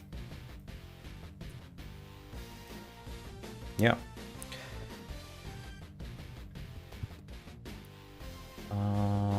Let's see, do we have a mage in here? Fire mage, yeah. That's 100.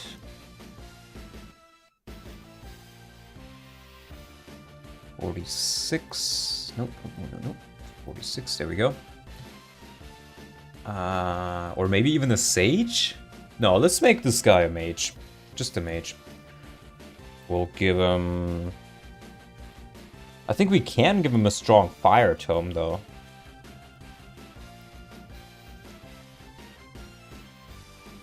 Let's give him Giga Fire.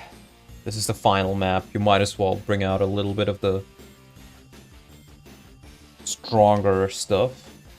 Yeah, Giga Fire, that's the idea. And he's not promoted, so he should still be fine. Then we have these two mages here.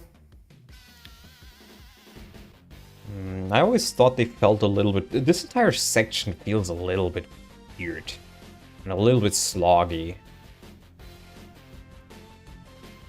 I'm also considering how I will change Meteor. I think I may just...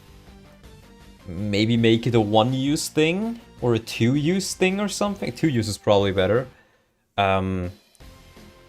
Because it's being 5 uses, it's okay for the player, but it just makes so many enemies with siege weapons an absolute slog.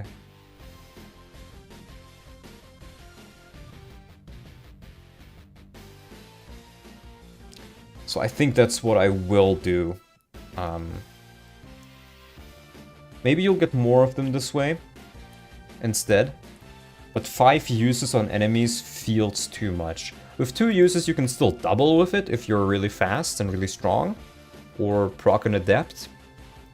But you can't just sit there 5 turns and wait for it to deplete. With this, like, you can either deplete it very quickly, or, you know, you can maybe just push through it and it won't hinder you that much. And if I want to add more, then I can just add another enemy with it. I think that's better than the 5 uses, don't you guys agree?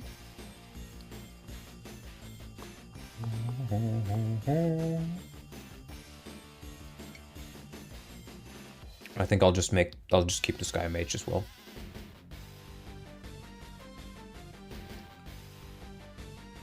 Yeah.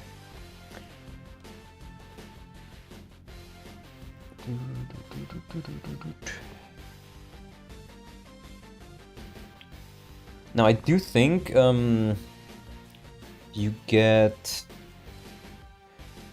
2 rogues in here, or 2 thieves. Let's just make these rogues. Let's just make these guys rogues. The goons.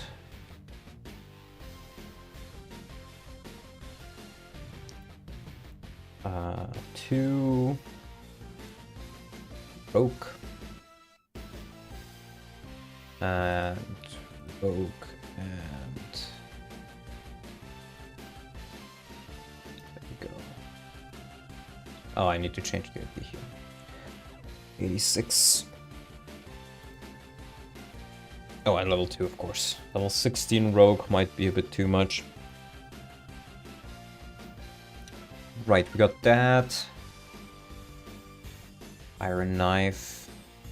Let's give one of them a steel dagger. Okay. So we have those 2 rogues.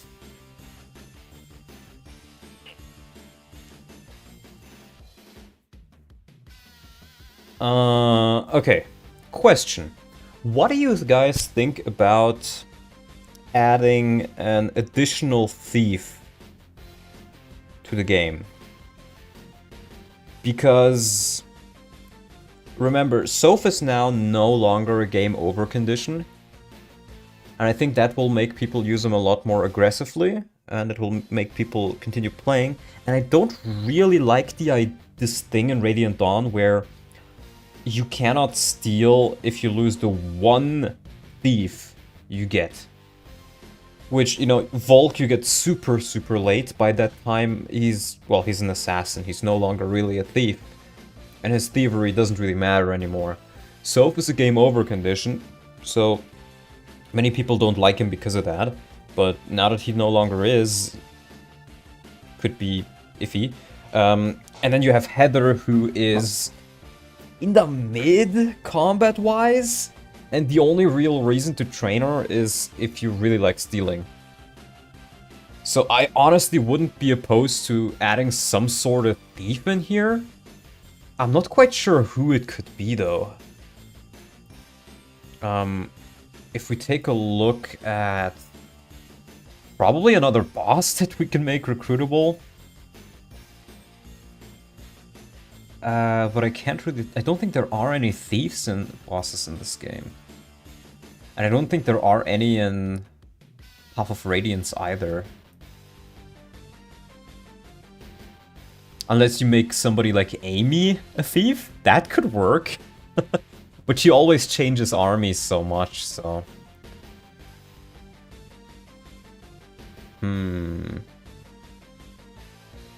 Because you can just make them retreat when they die, so...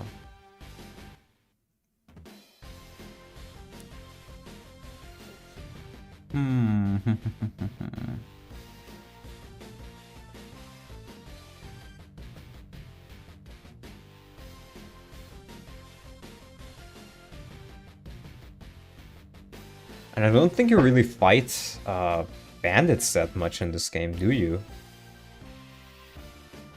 So even something like a bandit probably wouldn't work out. Let's maybe see if we have anything from Path of Radiance which we could make usable.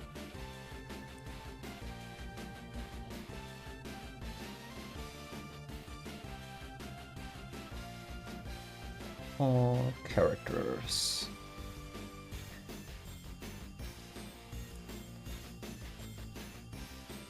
We could make Volk appear earlier as well, and just promote into an assassin. I think that might not be a bad idea, so we don't need to add a second thief on that party. But I don't think anybody here really fits. Maybe the bandits here could... one of the bandits here could fit.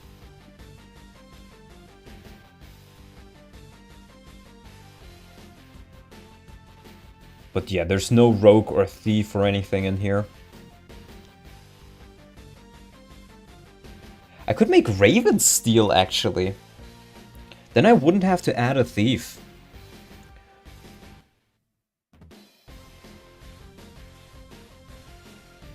Oh, who the fuck is this? Lots.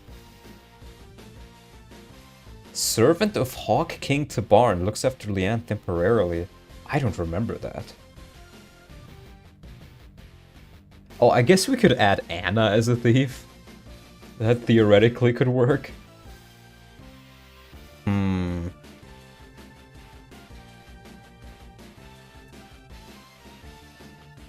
let's open these guys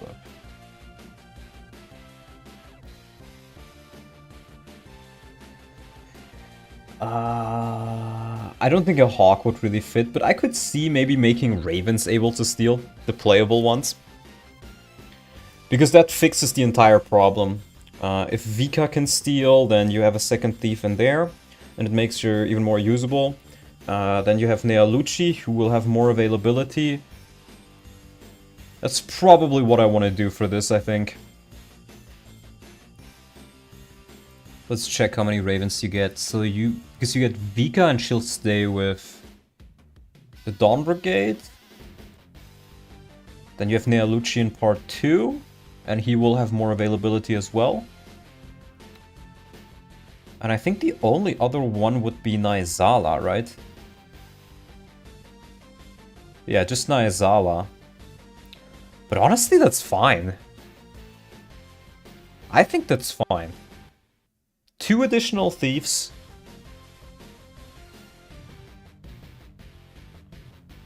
Let's do that. Let's give... I kind of wanted to use the tier 1 thief animations, but... maybe not. With another character. I'll have to ask people, but it seems like nobody really has an answer to that right here, or just doesn't care about it too much.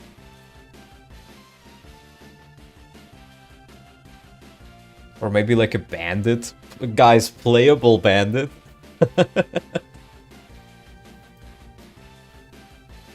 Could be fun, I think.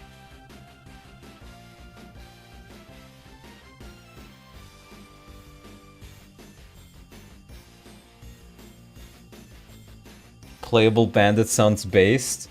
If we do want to have a playable bandit, it would either need to be an OC, which I'm not a big fan of. Or it would have to be a boss from Path of Radiance. Which I would not be opposed to. Let's take a look.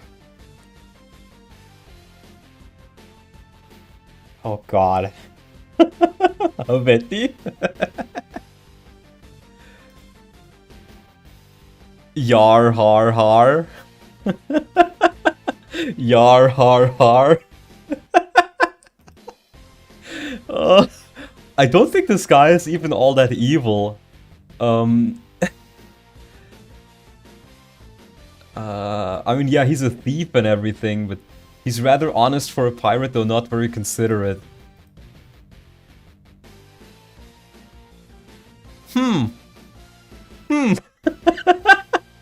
And he even has a thief band, guys!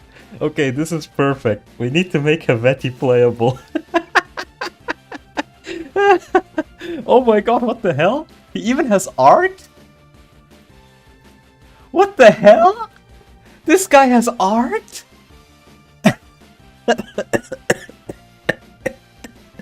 Okay, guys, it is decided. Helvetii will be playable. Make Helvetii from FE9 a playable brigand that promotes to berserker. I like all of these little meme enemies.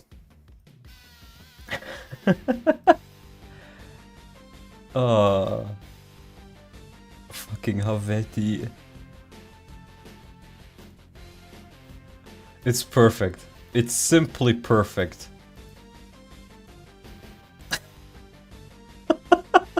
Where would we add him? Base combat between him and Anna? Do we want to add Anna as well? Do you want another thief? If we add Helvetii and Anna, then we don't have to make Raven Steel. Which I honestly... Making Raven Steel, I feel, since they have Kanto and everything, might be a bit too strong.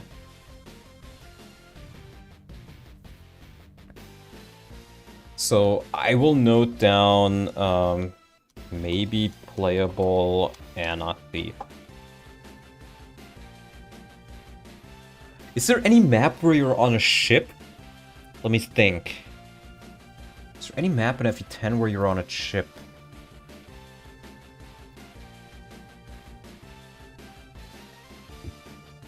I know that you definitely are on FE9. There's nothing in part 1. There's nothing on part 2. For crossing storm. I don't think you're ever on a ship in this game, are you? Is there any story element where they use a ship?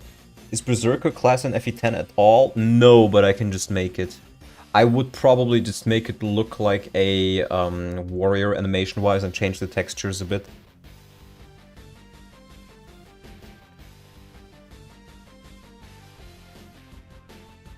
I don't think you ever use a ship in this game, do you? And Anna as a background character? She already is, she's part of the tutorial. But I want to add more thieves. And then you need a tier 3 class for this unit. Yes, and I just make a tier 3 class. You never use a ship. That is a bit unfortunate. I could have him like be the ship captain if that was the case. Where would you even find this, like put this guy in? Because you'd have to put him either into part 1 and so he can be a tier 1 class. And Anna you probably would want in part 3 somewhere.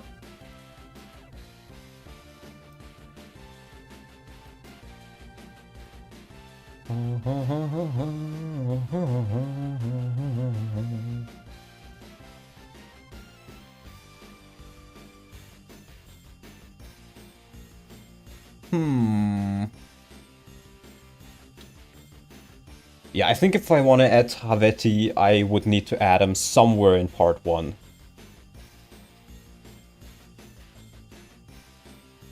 Maybe he's a recruitable bandit on this chapter?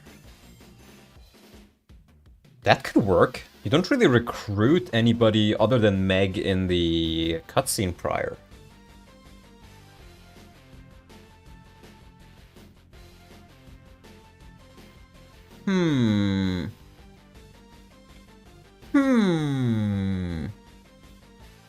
I think this could work. He's part of like the bandits.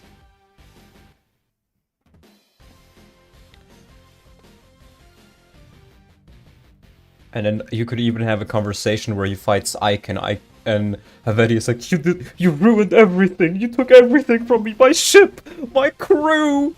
And then Ike is like, who are you? I like it. I think I'll add him as a character for this one. Let me just note it down in part 1-4. Berserker. Recruitable in 1-4. And a thief.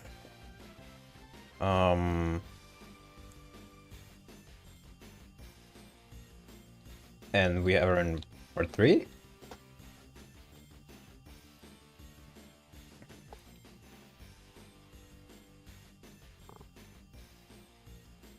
Okay, and then we can continue with this.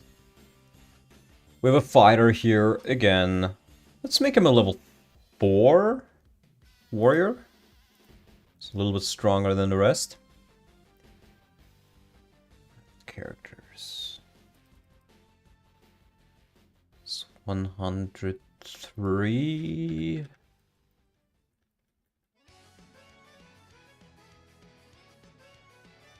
Bit quiet. It's a banger as well. I think that's better. Yeah, and this guy is number 122. Then we have a priest here. The priest almost feels a little bit out of place there, I think. I guess he can heal. I definitely want to make this guy a bishop, I think. Most definitely. And we'll make him level 4.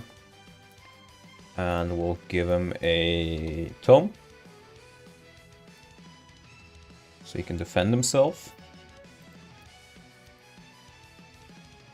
Let's give him a shine. Instead of a live.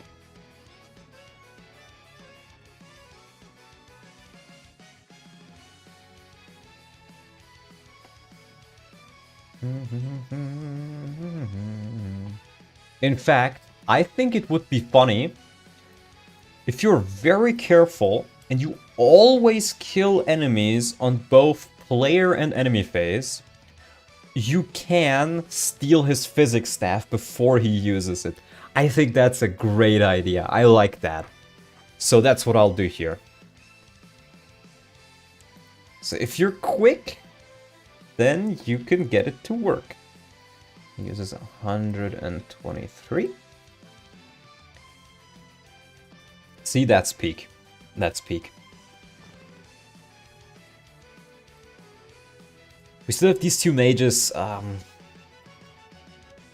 of tempted to make this guy something else, maybe. Let's see, what other classes do we have available? You already get access here. Maybe like a Lance Knight or a Halberdier?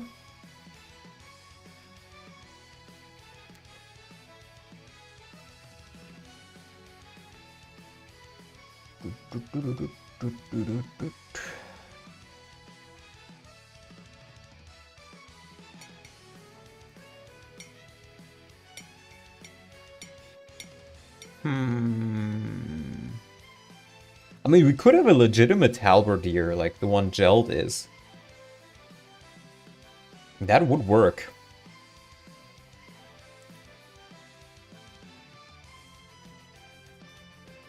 But that would make him feel less special on this map, I think. So let's not. Yeah, there's not that many options. I think I'll just make him a Lance General, a Glory Do, which is 27. Yeah, I'll just make him a Glory Do.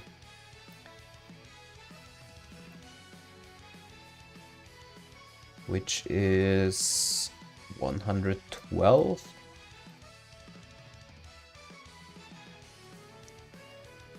And we'll give him a Steel Great Glance. Is that what it's called? I don't think that's what it's called. It's just called Steel Spear, yeah. See, that's where the confusion came from earlier. They call the Great Lances spears in this one, which is weird because spears are just shorter than lances. So you can, or let's maybe give him an Iron Great Lance. Let's not go too far here. Iron Great Lance.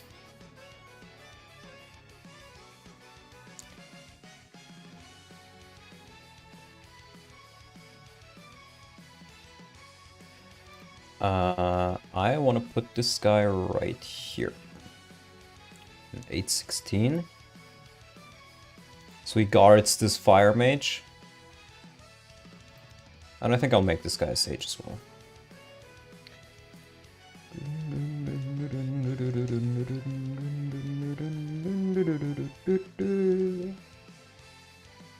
Fire Sage is 117. And you can keep the Elfire. Back, perfect dog walking weather. True. True. Same thing here in Germany right now.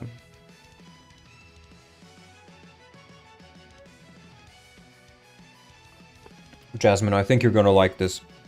We're gonna make Haveti playable. I will add him on as a playable bandit who can become a berserker and he can steal. I think it would be funny because he does come with a thief band. It's a class you normally don't get to use, and he even has this custom art, which I think is amazing. Figured out how to insert that thief into the game. Well, yeah, I will use Haveti, and I will maybe use Anna as well as another thief.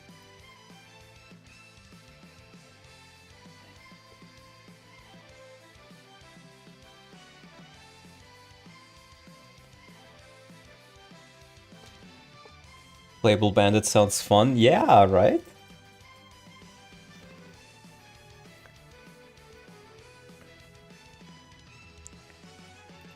Right. This guy should be a halberdier. Answer. And I think I want to increase the levels of these guys as you move forward. And then over here, like at the very top, you have his Royal Guard, you could say.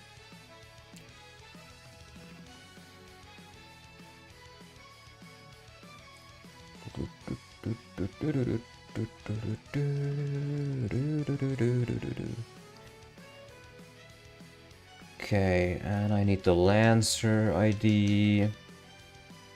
There we go, that's 106.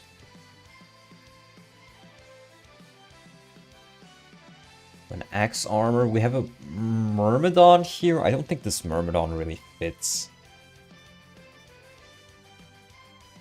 Or if anything, I may want to put him a bit further there. Yeah. See, and now moving the characters works again. It's almost like everything past this line or something visually gets removed once you try moving them. Even though they're still here. I'm talking about how will you insert Bert into the game. I just had a comic relief idea of him joining the first desert map, riding on some kind of desert ship. No, no, no, no. What I will do is, on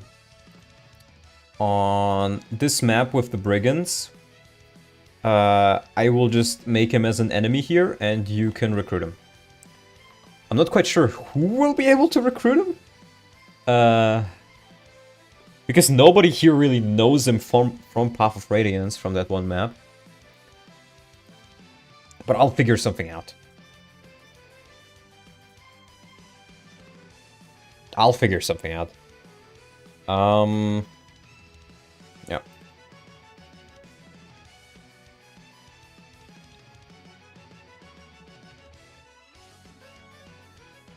Right, axe armor. We make this a great do. Do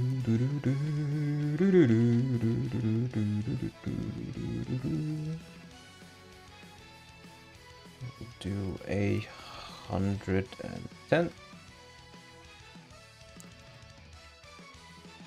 Oh, this guy already has a steel poleaxe. Great.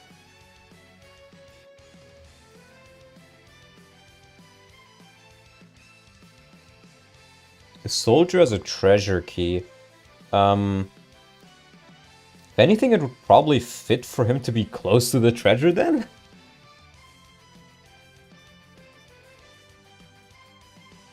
And this guy has a wind sword. Let's maybe make this a fighter. I think this guy can stay a Myrmidon. Not every enemy here needs to be promoted. With a wind sword.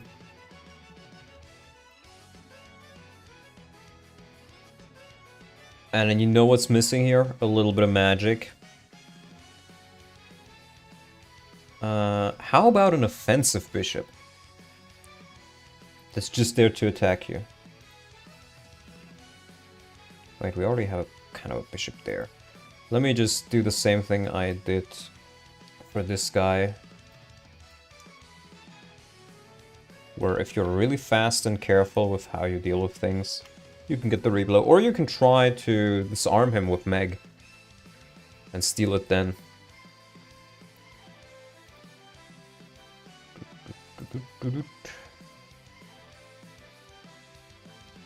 128, 23, something like that.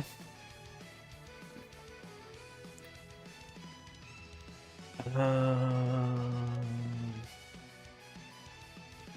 think this guy should probably be promoted. Or actually, no. Let's make this an archer, maybe? No, you have this guy guarding them, and then he tries to choke you, and they try to two-range you.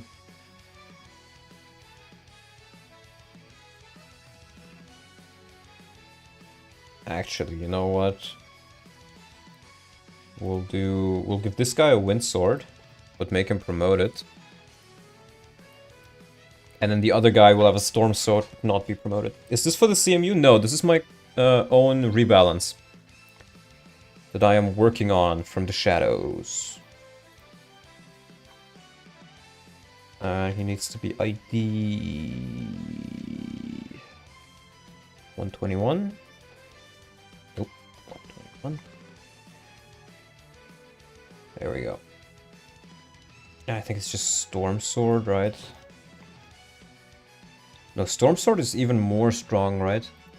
No. No, it's actually correct. It's Wind Sword, Storm Sword, Enlil Sword.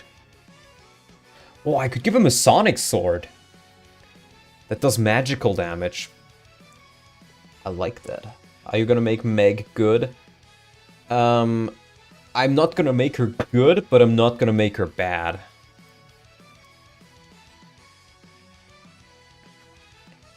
Let's give this player a Sonic Sword.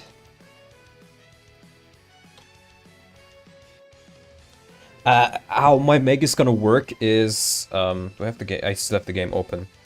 I can actually just show you. I increased her stats a little bit across the board. And she now comes with Disarm and the Bright Blade, which is a bit of a better wind sword, but it cannot crit.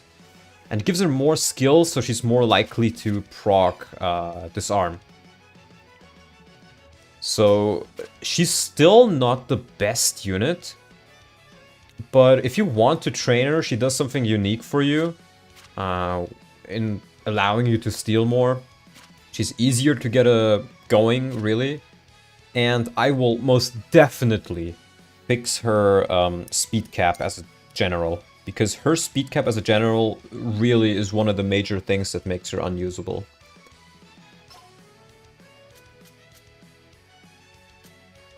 Yeah. So trust me, she will be good. I will take a quick piss break and I'll be back in a minute.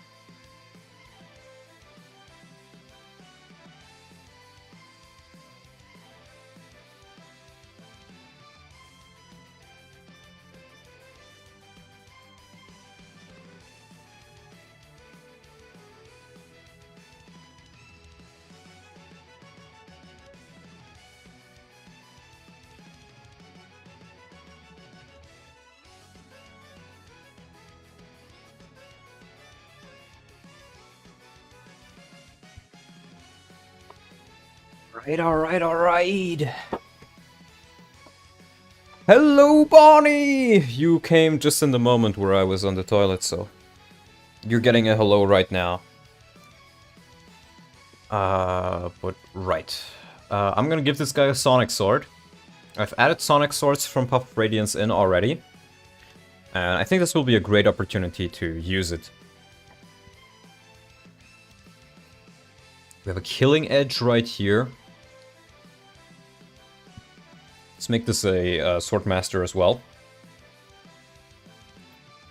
Which would be 121.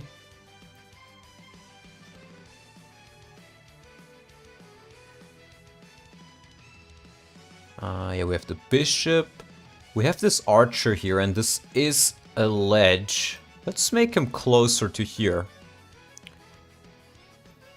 So you can't just as easily get over there. Like, this is one of those places where having pass might actually be pretty nice. Actually, no, he has a longbow. Let's keep him up there.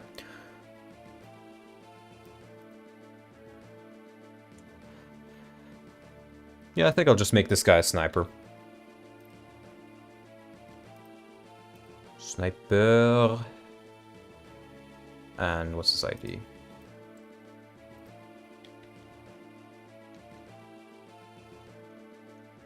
Sniper. That is 107. There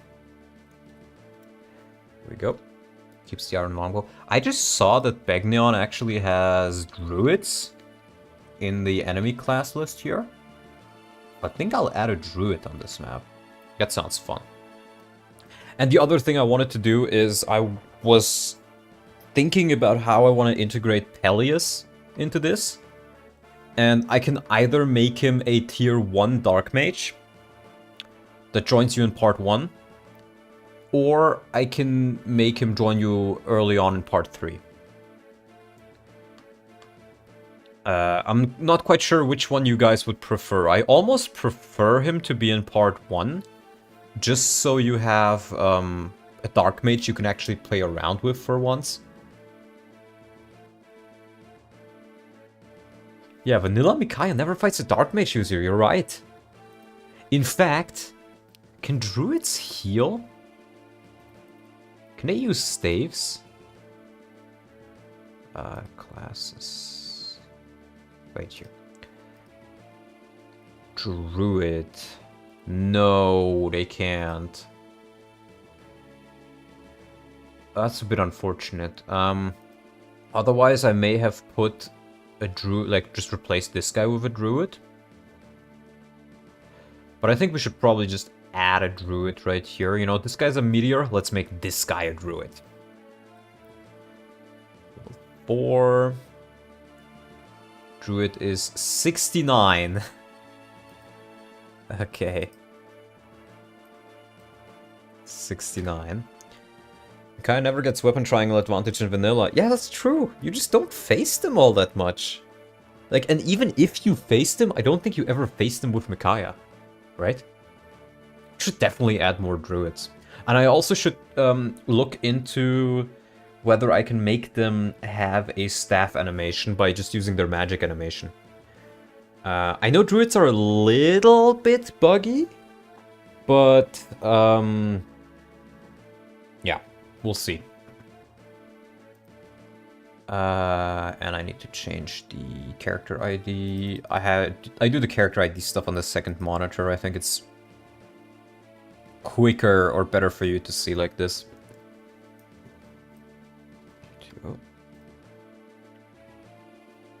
And then we gotta change the items. I'm not even sure what each of the Dark Tomes is. You use it so little in this game. Worm is the most basic one. Yeah. Worm is the most basic one. Then you have Kuro. Then you have Urine. Oh, I can show you this, guys. This tome is literally called... I think it's called Verine in the non-Japanese version, but in Japan it's just called Urine. Then you have the Barvard and the Fenrir as the long-range one.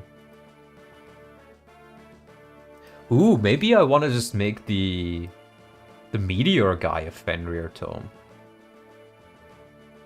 I think that would probably make him stick out more. Let's do that. I'll swap these guys' position. I'll make this guy a Fire Sage. The other thing I should probably do, though this is a bit of a bigger undertaking, is I should normalize the class bases so I can have female generics. I think that would be pretty cool. Or actually, I don't think the female generics, they would just... I don't think there's female animations for generics, now that I think about it. So they would just use look like characters.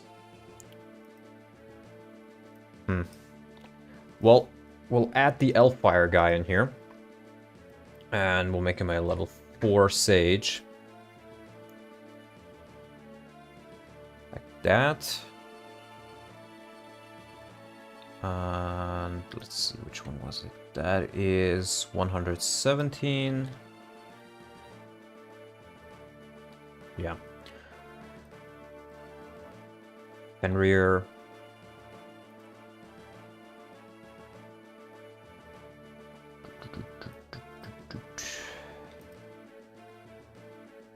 I think it was 100. Yeah, I already did the ID, so that's 120. Give him Fenrir, and I think I'll also give him a Kuro. So he has something else to defend himself with. I just need to make sure that I also change the Fenrir to 2 uses. There we go. How does it compare to Meteor? It's a little bit stronger, but it's not effective against anything. Which I'm honestly fine with. It can be nice to have a rain like a Siege Tome that's not effective against anything, I think. So yeah, we'll keep this. We have a Druid right there then. We have these 2 archers, which are a little bit weirdly placed, because you have this gate right here that you can break through. And if you do break through it, then you have full reign on the archers here. So I think... Oh, guys, I have the idea. This right here is a sword armor. And you know who's the perfect sword armor? Alder. Who we've had as a boss in here before. So, we're gonna do it again. We're gonna change him to 289 Alder. Because Alder doesn't die. Alder has Miracle. Make him level 6, because he got a bit of experience. And I gotta remember what I gave him before. I'm not sure.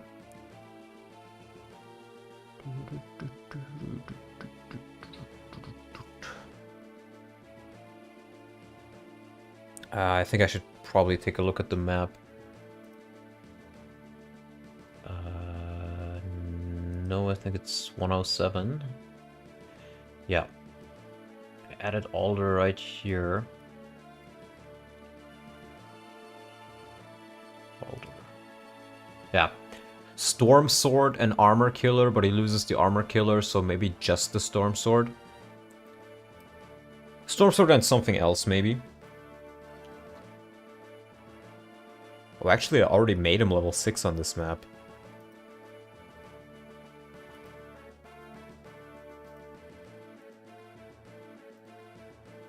And I just realized this guy's an unpromoted blade. While these guys are level 10, that might be a bit too high. Level 18 bishop?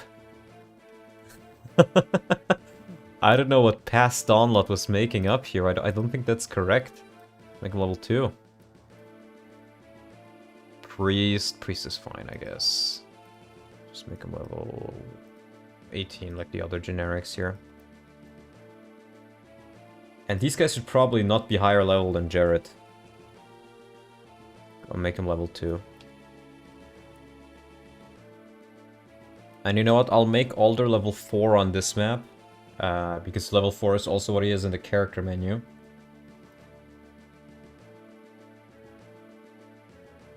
And then... yeah, as you can see, the icons down here are back again.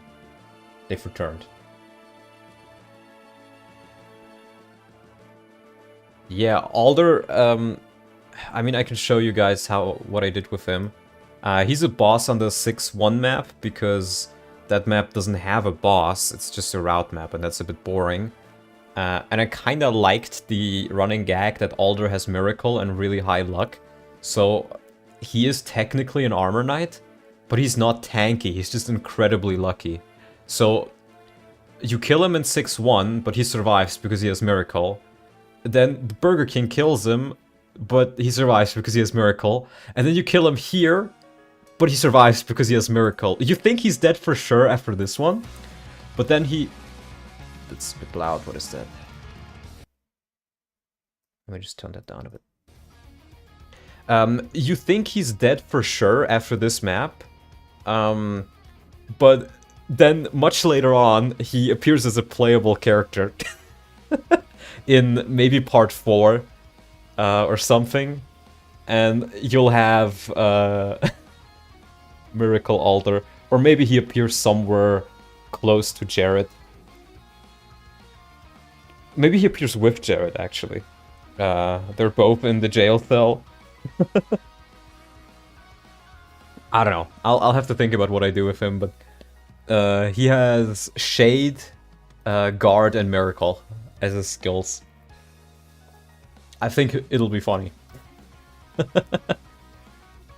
Right, so Alder, we'll make him level 6, so he's a little bit higher level. I think, honestly, Steel Blade is fine.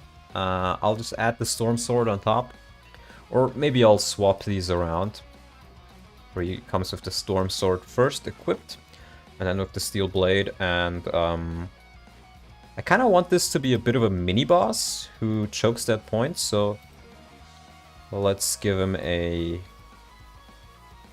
concoction. If you really want to, you can steal it. And get a free concoction. But that would make this a little bit more scary, because you need to rescue away afterwards. You can probably still kill him reasonably easy with Micaiah, though, again, he has Miracle.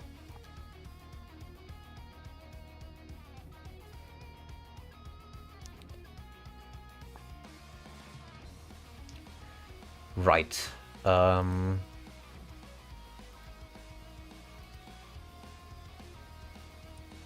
2 axe guys and a lance guy, that's fine.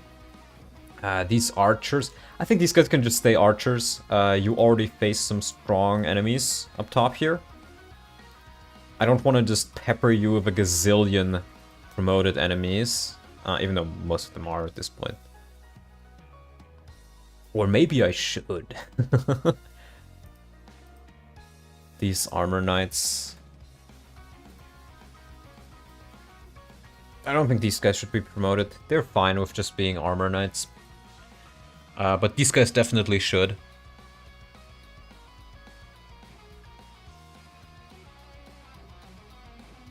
And I'm almost tempted to put...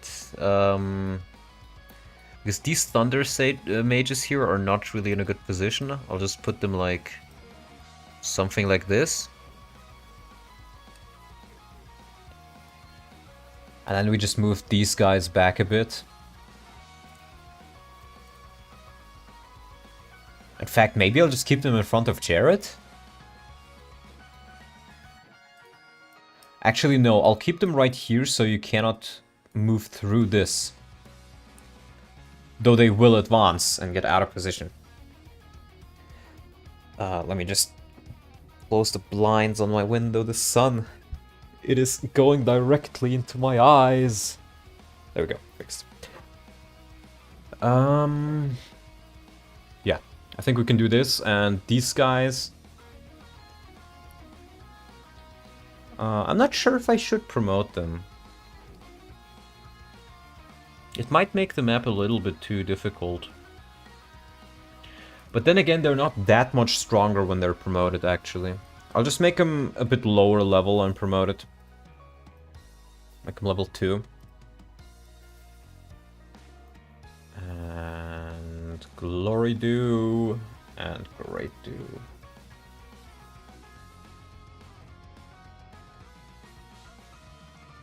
Sun is good for you, it gives you vitamin D, which is good for your immune system. Yes, but it's not good if it goes into my eyes so much that I cannot see anything.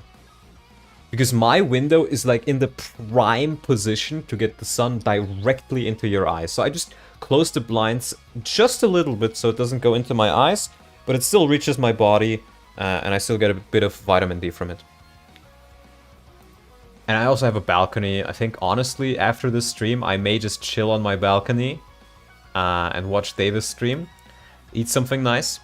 My mother made like ham with noodles yesterday and some sauce. She visited me yesterday and wanted to cook, so that'd be great. Skill issue? Look, sun in your eyes when you're just doing whatever is one thing. Sun in the eyes when you're looking at a monitor and trying to decipher numbers and hex data and trying to think about balance, that's a different thing. But yes, also skill issue. Let's see.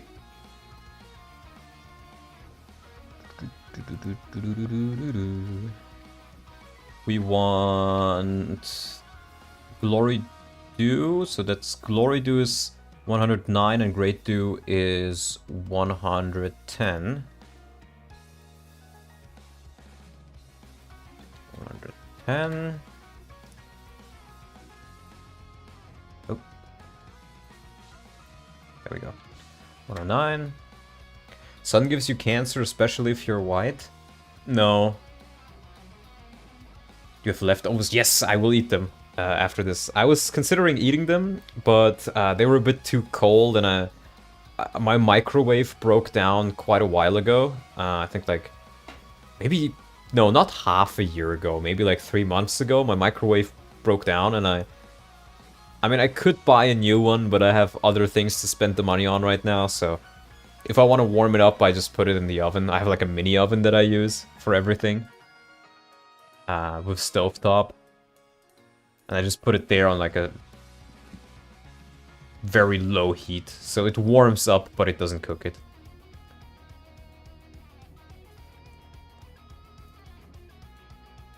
Right, I think the hand axes here are fine. Steel Spear is fine. It's a Steel Great Lance. We're gonna have this guy be a bit stronger. In fact, instead of a Steel Blade, let's go all the way. Let's give him a Silver Blade. Silver Blade chapters, fella. I do okay, guys, what do you think of raising the hit rate of the silver super strong weapons, like a Silver Blade, Silver Great Lance? Because they're so bad in this game, right? They're 3 times as expensive per use compared to a Steel Blade, and they have less hit. I think we should give them straight up, like, Silver Sword has 80 hit. Let's give them 75 hit. These things are supposed to be expensive and good.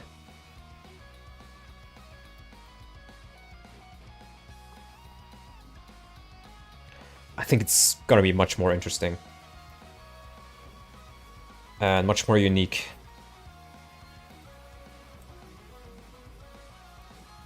In fact, I don't think silver weapons are all that good in this in general.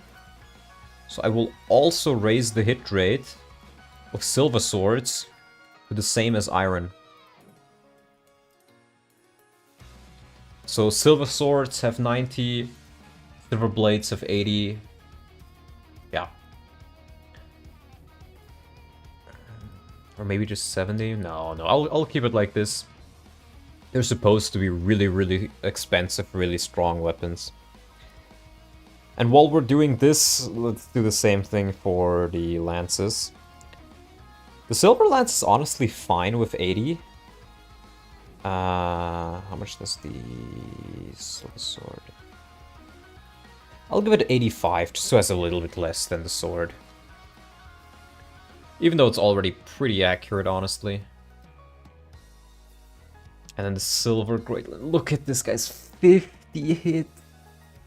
50 hit. Oh my god, brother.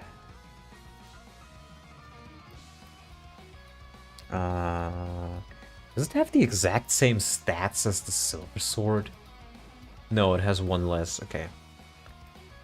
So we'll keep it at that. How does this compare? It should probably have a little bit less hit, so we'll put it at 75. Then we have the axes. We have the silver axe, which I put up to 80. And the silver pole axe, which I'll put up to 70.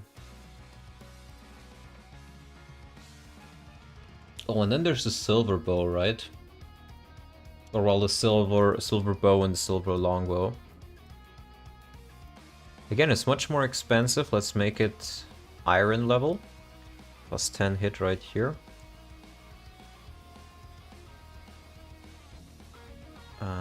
Do the same thing here. There we go. Oh, silver daggers. Yeah, look at this. They're so much more expensive. But they only do like 4 more damage and that's it. And why do steel daggers have more hit? This game is so weird sometimes. I think I'll reduce the steel dagger by... I'll just swap the hit rates on these so you have 80 and 85. And then bronze daggers can have 90. Sure. And we'll do 90 right here as well. And you don't really use them all that much. I want to make these things strong. Let's give them +2 might as well. That way they're actually justifiable in their price. Still weaker than a Basilard. So yeah.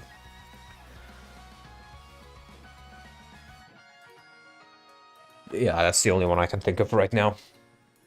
Right, so we have that, and then we do Silver Blade. Give it the Silver Blade. And then we have our boss as Alder right here and there.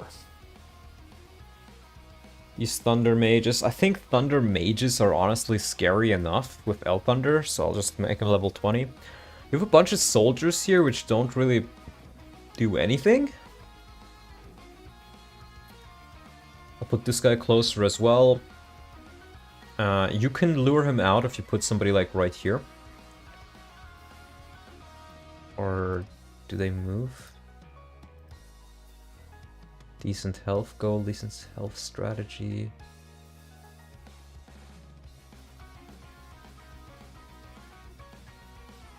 Ah, okay, yeah. So this is just, he won't move unless somebody is in range, then he will attack. Which is fine, so you can lure him out. Is this a Kiseki music? Wrong account.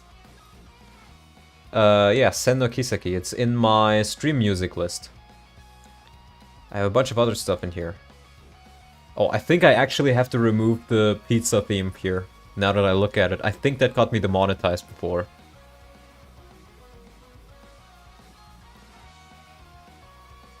And apparently 5 of the videos got taken down, so rip.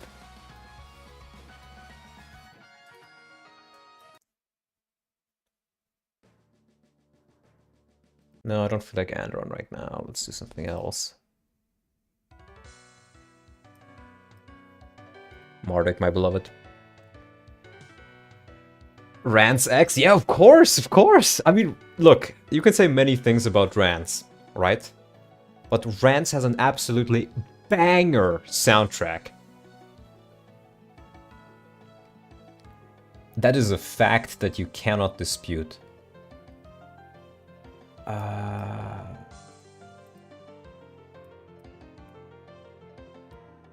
I think we'll do something like this. Where these guys are in... Wait, that's a hand spear guy. Oh, both of them have hand spears. Let's give this guy a steel spear.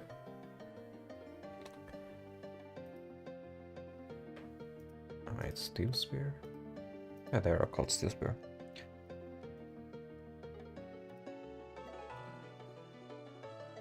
And wait, steel spear, is that the great... That's the great lance though, right? Does this guy really have a great lance in vanilla? I don't think I changed this yet. Yeah, let's maybe give them iron spears. I'm not sure if they can even wield the steel great lances.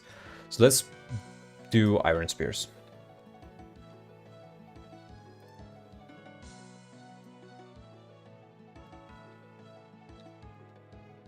The spear. These guys will move to you, attack range move.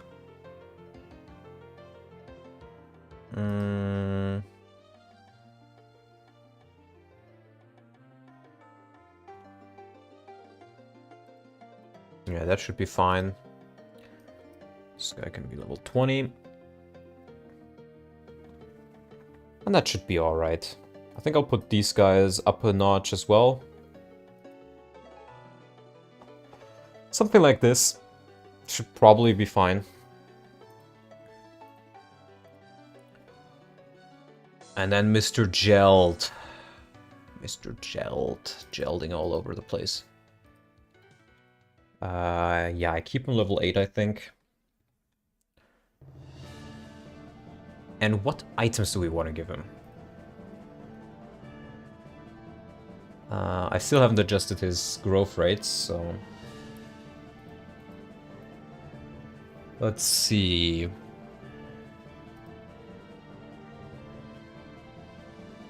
He has a short spear. What about a short spear? Or maybe we'll give him a silver great lance, just to show that they're no longer dog shit.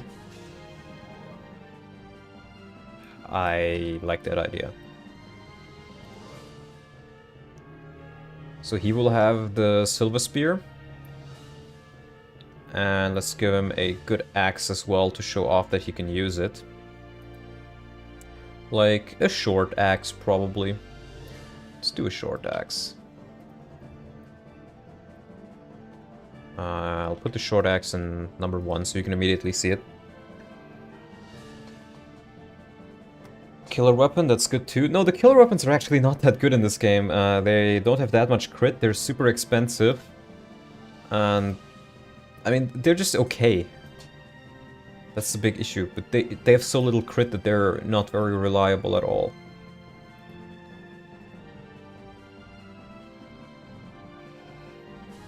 Yeah, we'll do this.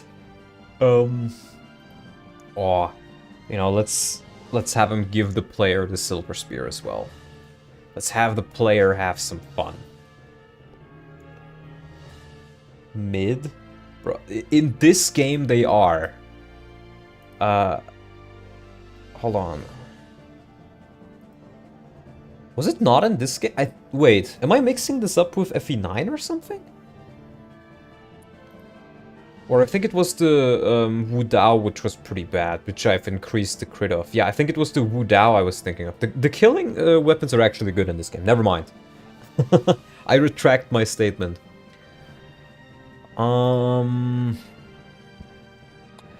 Honestly, I think this part of the map is fine. What we now gotta do, however, is we gotta take a look at the reinforcements. Already, yeah, these are the rogues, which we've already looked at and changed. Then we have... These are the guys who appear from the back. And these should probably be promoted, right? We have a fighter with a full set of mages.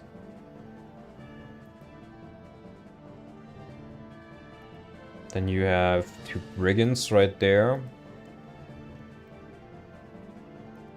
These 2 guys, which I've already changed, they're reinforcements. Let me take a look at the script of this. When do these guys actually appear?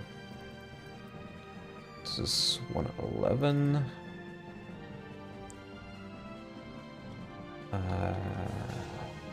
bmap 1 underscore z.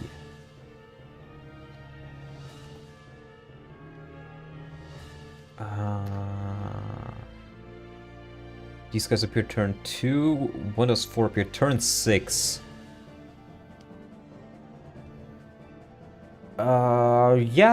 Yeah, that's fine. That's fine. They can appear in turn 6. If the player's very quick, he might be able to join in before they get through and join up, so that's fine. Then we have these guys. Wait, they're also reinforcements. Not opposed to that, honestly. Turn 7? No, which would they appear? I think these guys are special reinforcements, right? Yeah. If this is not true... Yeah, this is related to the door. I think, if I recall correctly, if you open this door, they appear.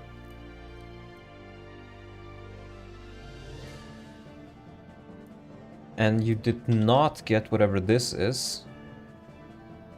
What is that? Area reinforcement 1. Oh, so it doesn't, you know, go infinitely. Okay, makes sense. I think?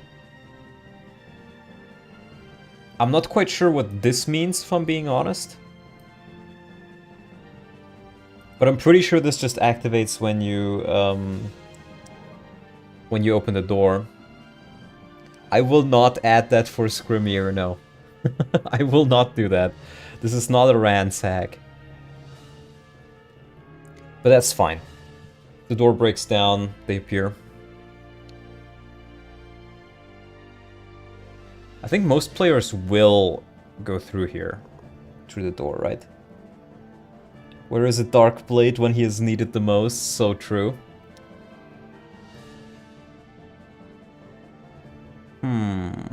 Yeah, so the timings are fine, I think. Not gonna play around too much on this map.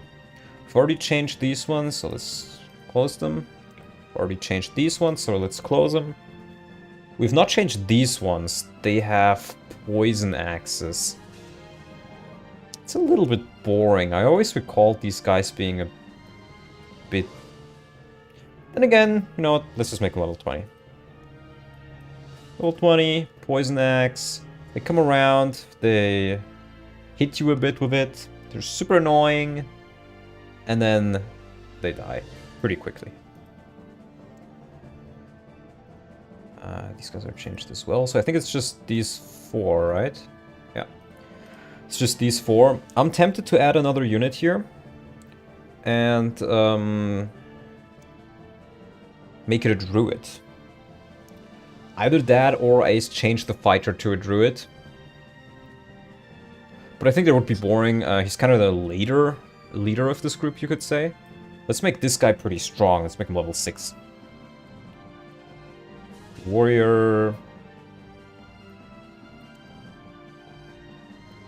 Let's give him a silver pole axe.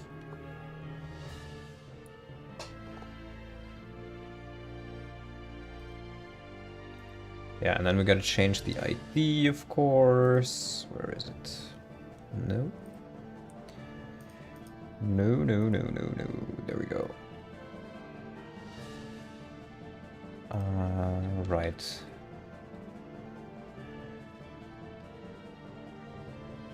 Warrior, 122.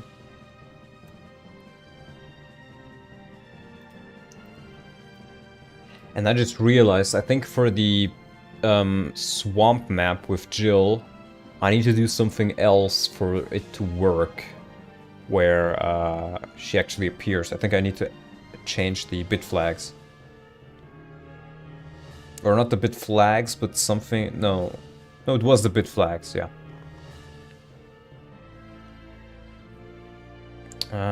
Let's change this guy to a Sage. Make him level 4. These guys appear relatively late, I think. Maybe I'll make them appear a turn earlier if I think they're not fast enough. Right, we have Thunder Sage, 118. Mr. Wind Sage is 119. Did I make him level 6 or 4? 4, let's make him level 4. Wind Sage. And this guy level 4. Fire Sage with 117. There we go. Yeah.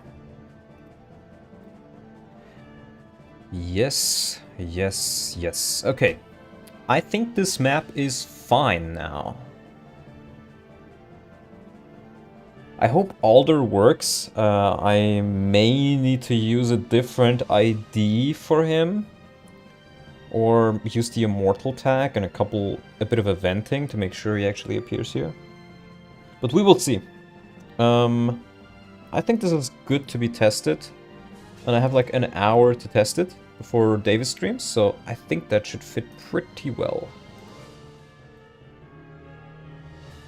I didn't change the script, right? Yeah, no, I just looked at it, so that's fine. I don't need to compile it.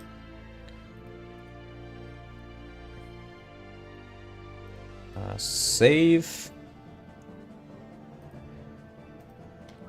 Put it back in there.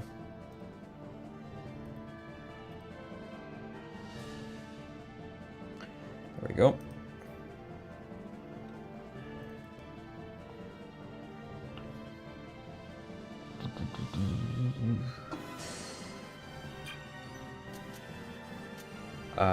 It's this one.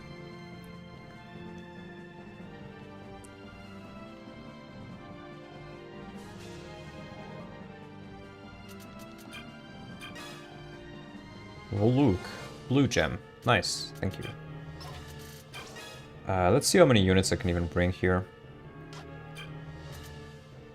Oh, these are still force deployed. Yeah, I gotta change that.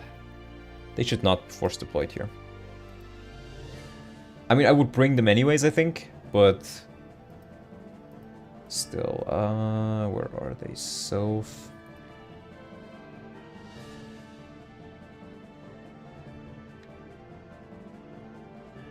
wait, no, it's the 1C. I need to change the 1C to 04.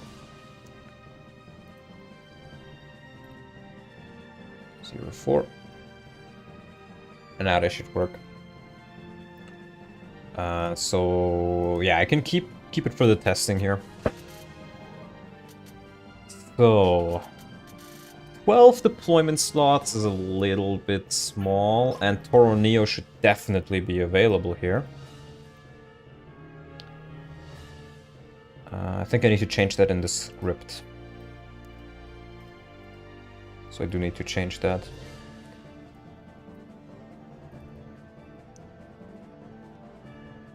Toro Neo. Team transfer. Toro Neo. This is putting him on Team 7, makes him unavailable. So we gotta remove that. And then it transfers him back to Team 5, which is the player team. Gotta remove that as well. Unit Never Sally by PID. Gotta remove that. Unit Forced Sally and Unit Don't Move Sally. I gotta remove that from Soph. Here as well.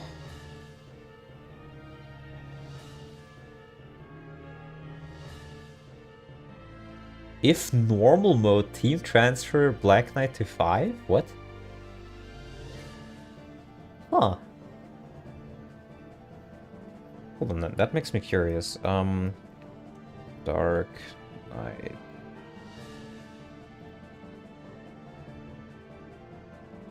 Yeah, this sets him as a loss condition. It's the talk on the map. This is the actual game over. This is the battle conversation with the Dark Knight.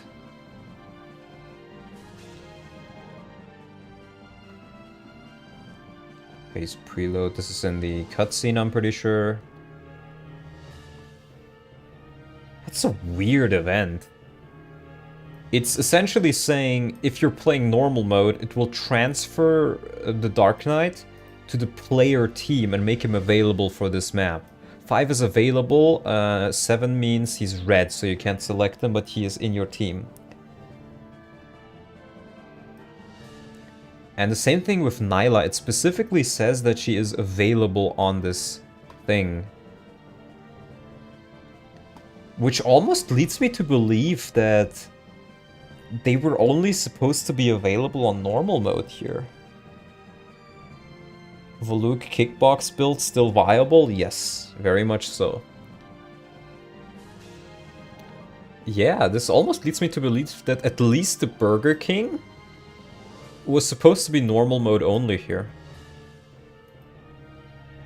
Nyla does seem to be available always, but maybe she was not available on the last map?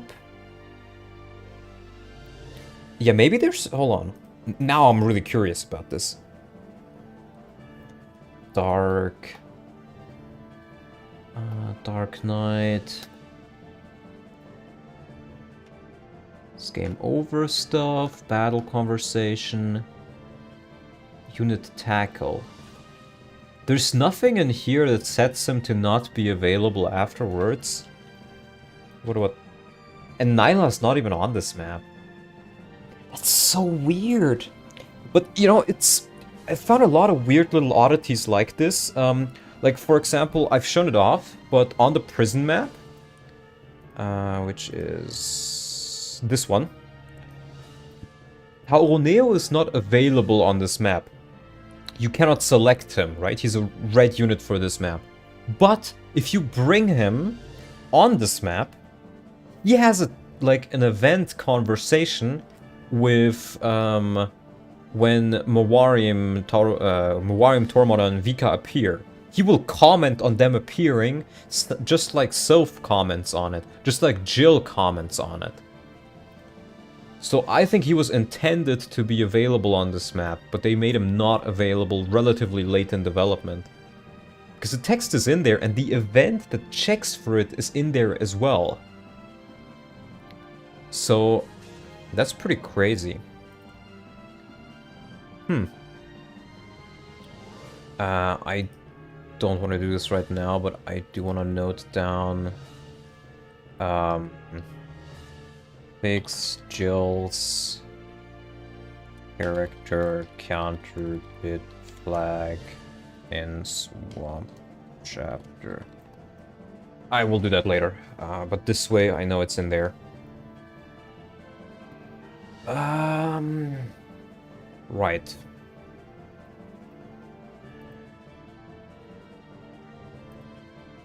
Change this, we compile. And now we gotta save it again. And close. I think I do eventually want to increase the deployment slots there. 12 feels a little bit low. I may need to make the enemies a little bit stronger, but I think that's fine. More deployment slots is just generally more fun. You can use more of the units. 12 is okay. I think 14 or 15. This is a finale. Finales are usually great for having lots of deployment slots, so... Right, I need to get the edited data over to files. There we go. Rebalance.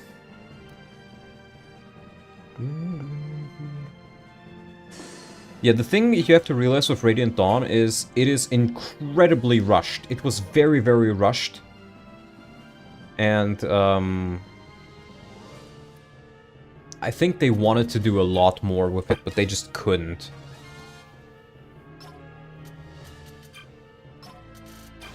Let's see, does it work now? Yeah, Mickey is the only force deployment, and you can bring Taro Neo. Great. Not gonna bring the Burger King.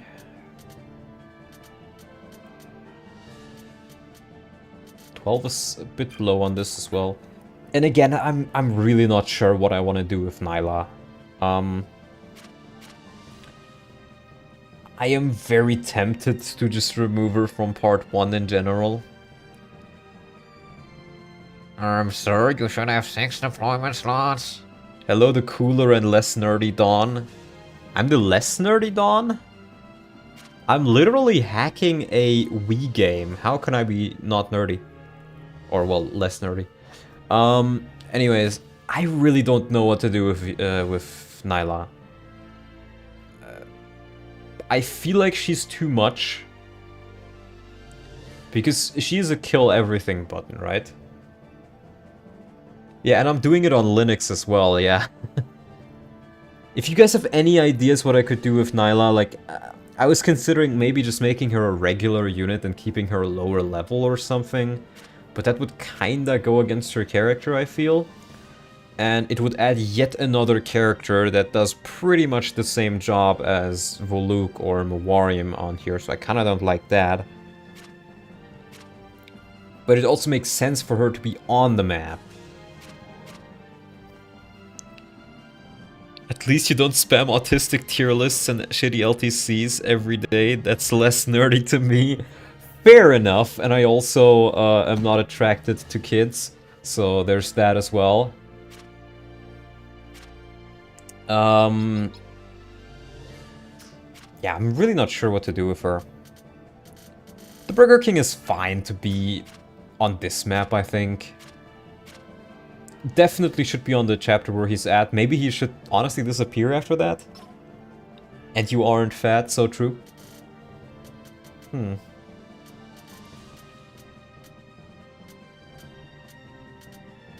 I normally always use Eddie, Leonardo, and Meg here, so I think I will not use them here. So I can test out Vika and Muwarim and Tormod and see how good they are here.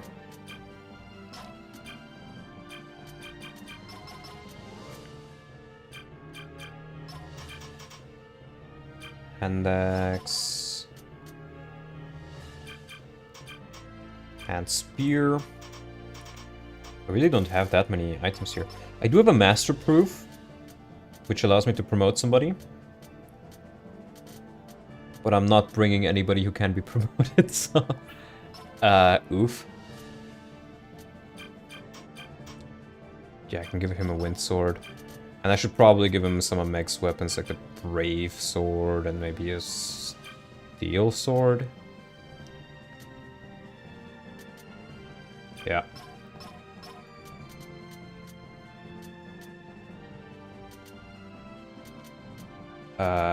Oh, and Jill has a hammer as well. I should probably give that to Toroneo. Yeah. I think that is alright.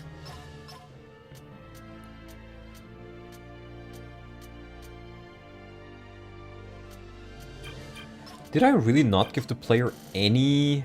I didn't give him any Olivia Grass. I think it was buyable somewhere, but I didn't buy it. Oh, it is buyable here. Thank you to whoever added that. Recover, Giga Thunder, Iron Longbow. Check the items. Yeah, you get Steel Great Lances here for the first time. Or the Super Steel Weapons, rather.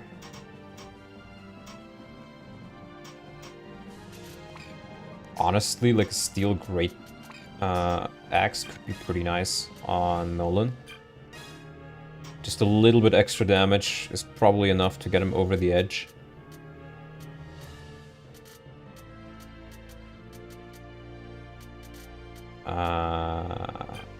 Just throw that in there. And I want to give one to Toroneo as well. Let's remove the Hand Spear and get the Steel Great Lance. I think it's... yeah, it's actually stronger than the Silver Lance, but less accurate, so that's perfectly fine.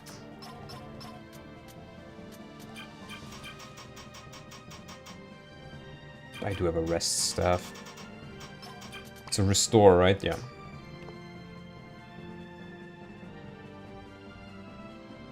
Donald prefers women taller than him. I mean, yeah, if the woman is... Well, I don't prefer it, I don't mind it. Because if the woman is taller than you, then that means your children will be very tall as well. Meg's head reminds me of Mickey Mouse. It does. It does. It's probably because of the head shape. Yeah. Could very well be. Donald is one of the good ones. Yeah, yeah, so true.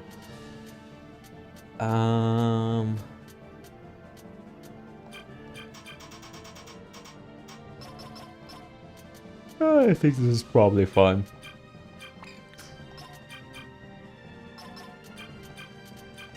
I'll give through to Auto Neo, I think.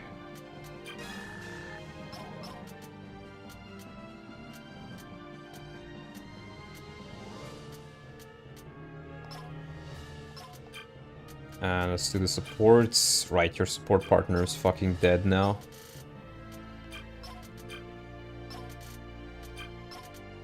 Well, rip. You don't really have anybody either. I can do this one at least.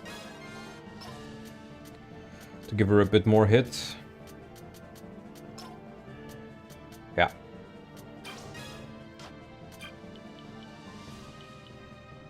Oh, and I just noticed I didn't make the event for Mewarium and Vika to instantly transform. But I've already done the preps. Yeah. Actually, no, I will not deploy them for that. In that case, I'll just bring Leonardo and Eddie, I think.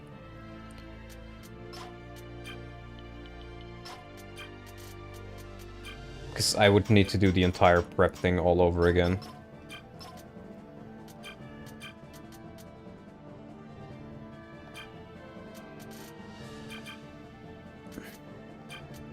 Let's do this.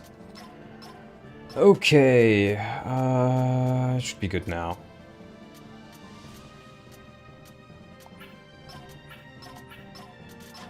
Yeah. Save it. Wait, no, I shouldn't have saved it. Oh no, that was bad.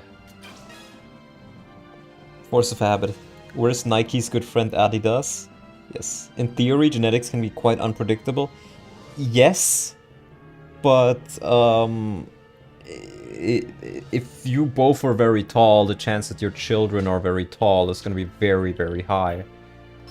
So yeah, these guys are pretty much as strong as the previous ones you fought, the promoted ones. But then up here they'll be a little bit stronger. Handex guy. Iron Greatlance. Oh, level 16 Fire Sage, that is a bug. But I'll get through it on this time. Yeah, it should be level 2. Or level 4. Level 4 Shine with the Reblow. Level 4, level 4. Longbow. Steel. Steel Longbow. Big Neon. Yeah. And you have the Fenrir. And Jarrett. Oh, I need to make him a halberdier, of course. I didn't change his class right here. There we go. So he will be able to use it on the proper chapter. But we'll still play through this. It doesn't really change all that much.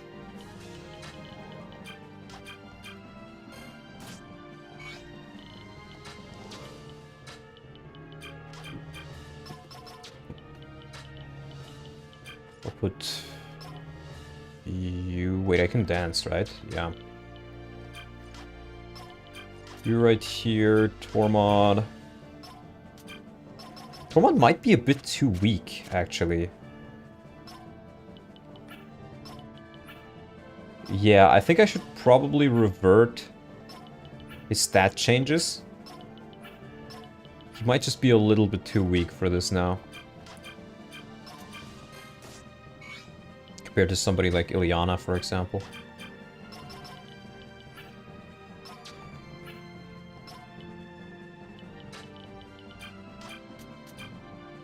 There's a Brave Sword here.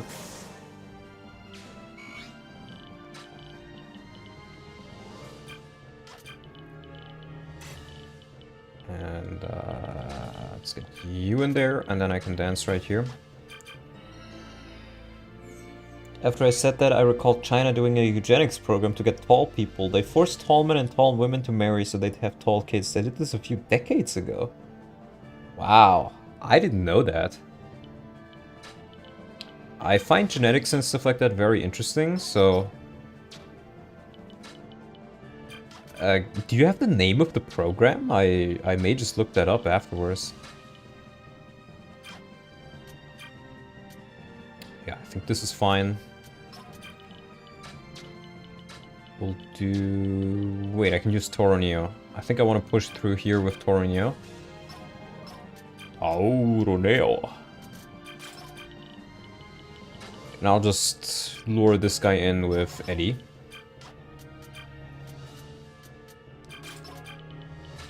And Leonardo.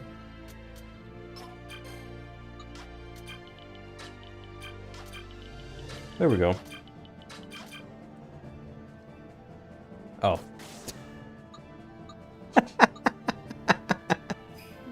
Or that can happen, yeah. Oh, that guy moves. I don't think I want that guy to move. Let me change his AI.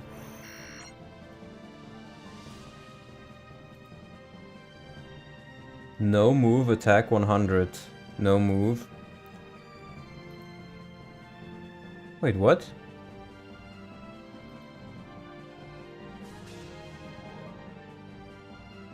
Aww.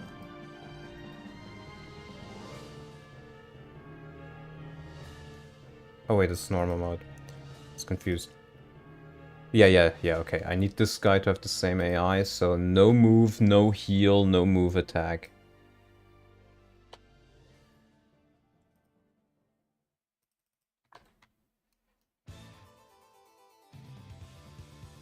No move. And no heal AI.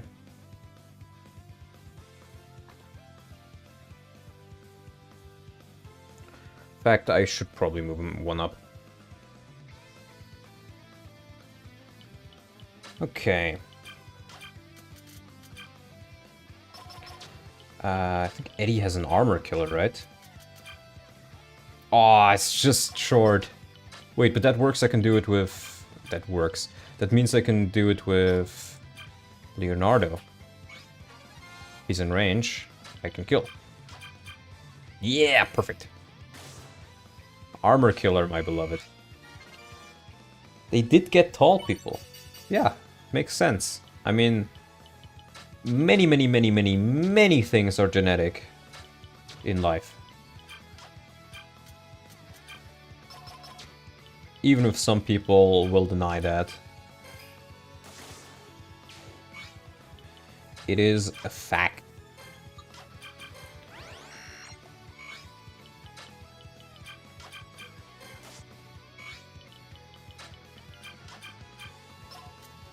Yeah, this guy is a bit scary. Maybe putting Sword Masters in here was not the smartest of my ideas.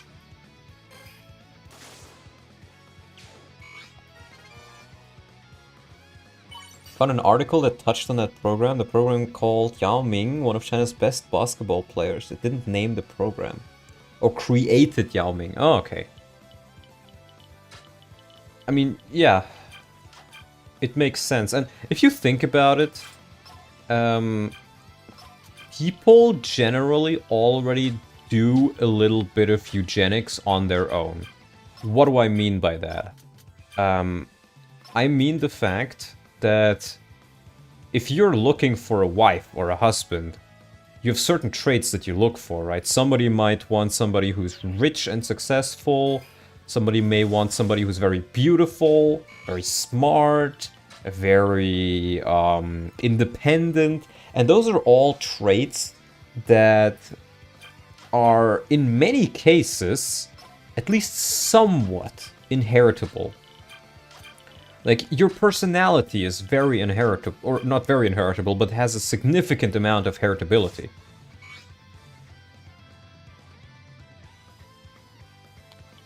These guys appeared that early? I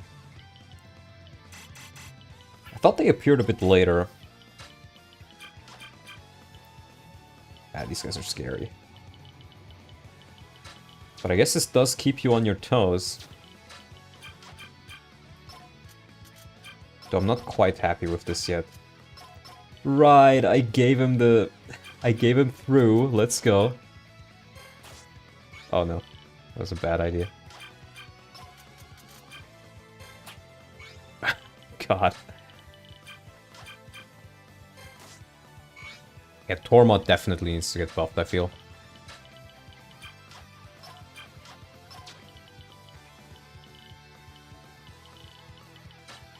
Just put Soph right there.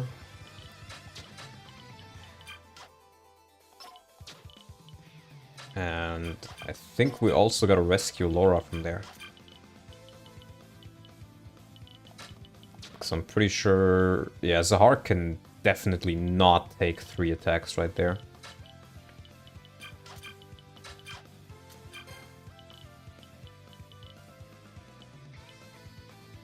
I don't think he can even take 2. Volo could take it though. Take... Drop.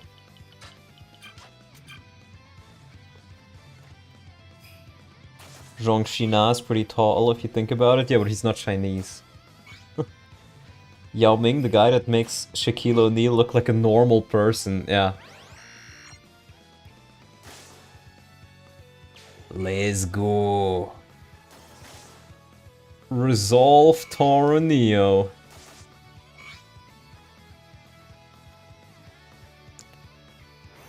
Yeah, this map might be a little bit too difficult now, but I'll have to fiddle around a bit more with it.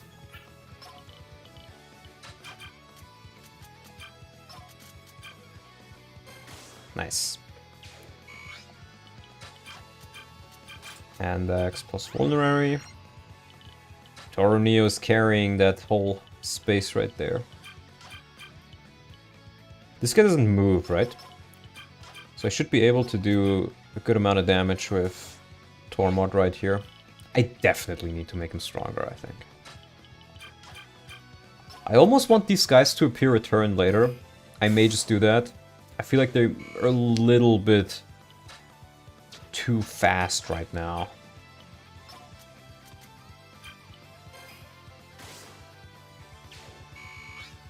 Nah, it's okay.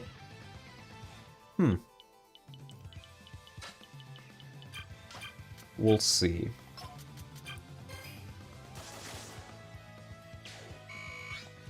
But as you can see, even Eddie, who I've benched for, I think, a chapter or 2, is still really usable.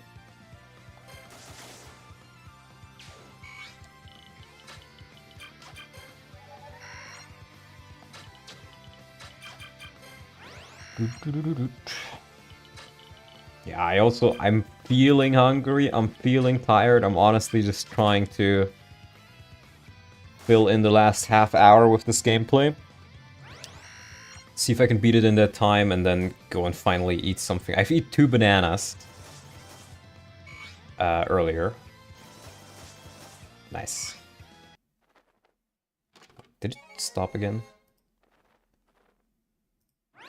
Why does it pause the video sometimes?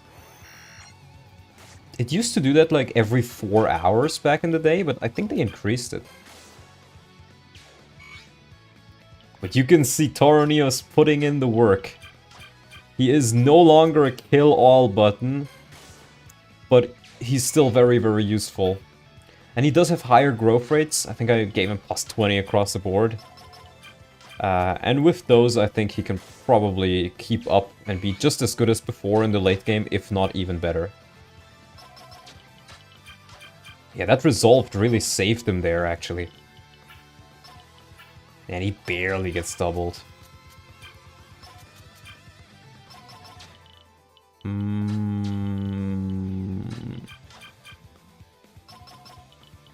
How much do you do? 15. Yeah, that's a scary situation.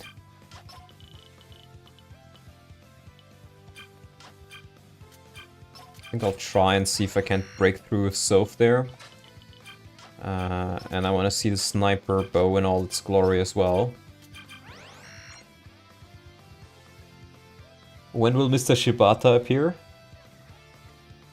It's intended to be hard, especially since you don't have Burger King or Nyla. True. When will Mr. Shibata appear? In part 2. But I will keep his Japanese name. I will not call him anything else.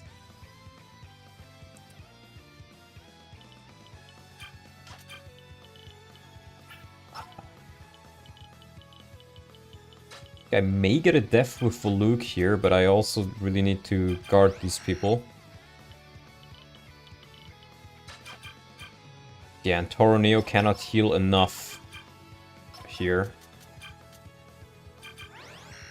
So I gotta pull him back a bit. I'll heal him next turn.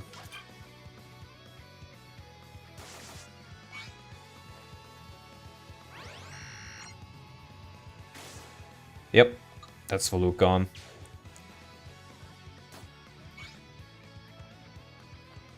I get a feeling I'm not gonna get the secret stuff in there.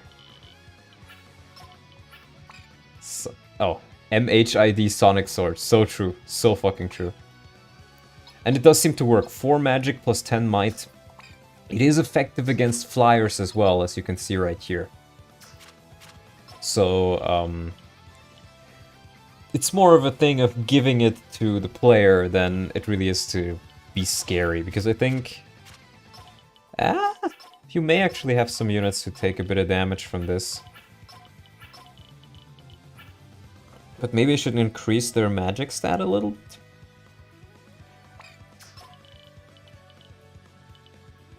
Or you know what? I can give this guy White Tide. Oh, what do you guys think of that? Enemy White Tide? I mean, in the lore, White Tide, Red Tide and all that stuff is dragon only. But they're fun abilities and you don't really get to use them much.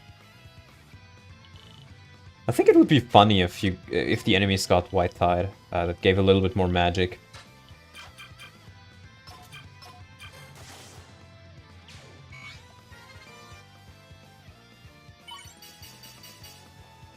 Nice.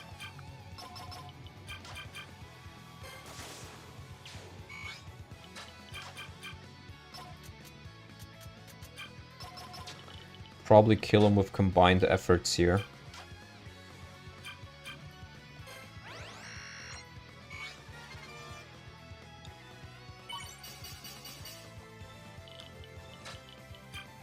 Just gonna heal hand with Mickey. Mickey Mouse.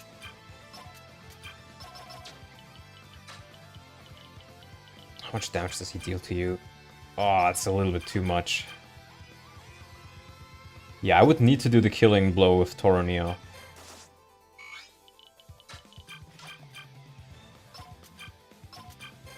Nice.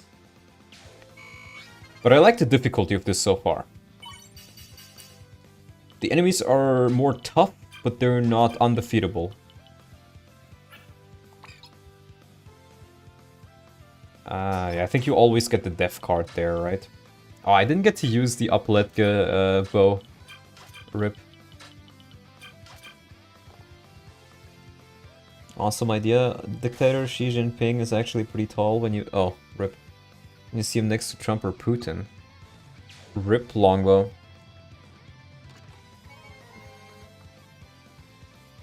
Wait, they appear twice? Really? That's weird. I don't recall them appearing twice. Was that always a thing? Oh, and these guys should also not move. Let me change that right now. Gelled. No move attack.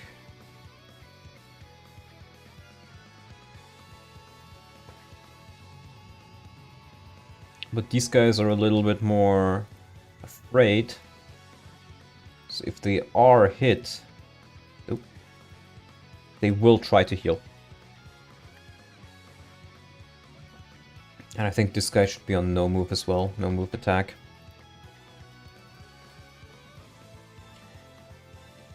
They want to choke you on this point right here.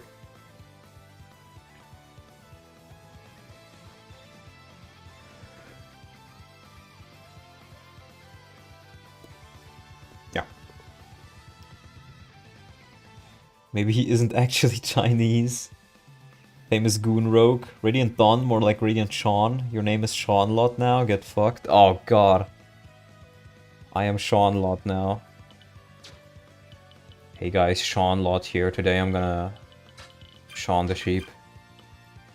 Who out here Seaning they sheep? Yeah, I'll just use Mr. Windsword right here.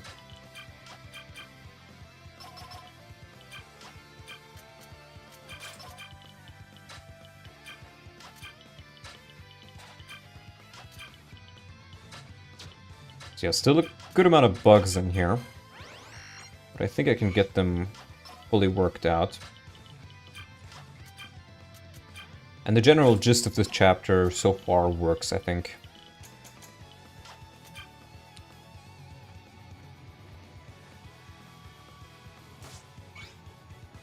Yeah, they're both going for soap. That's actually fine.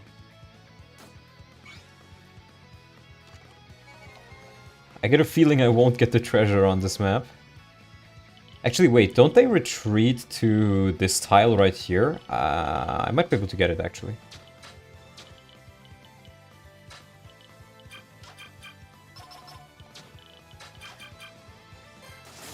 Nice.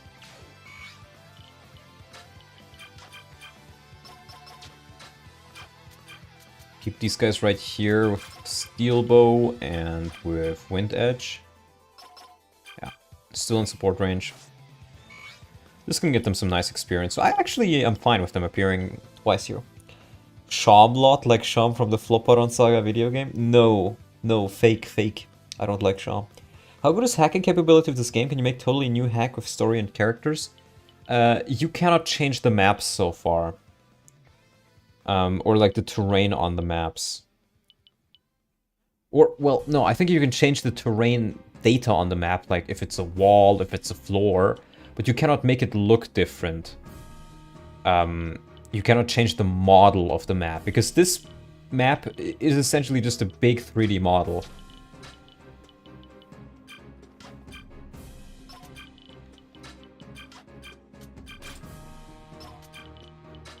And you cannot change the model right now. So no, you can't.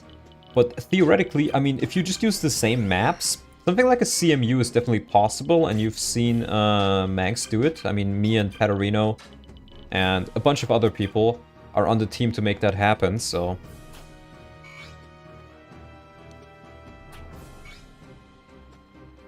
Oh. Well, rip Laura. 2 longbow kills so far.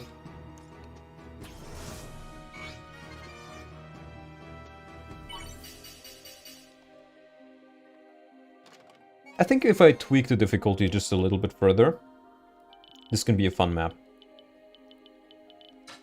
Right now it might be a little bit too much.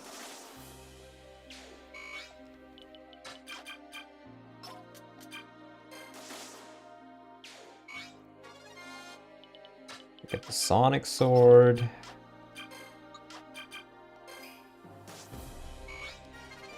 And we get some levels on these scrubs. Look at this boy. definitely a bit overtuned so far, I think.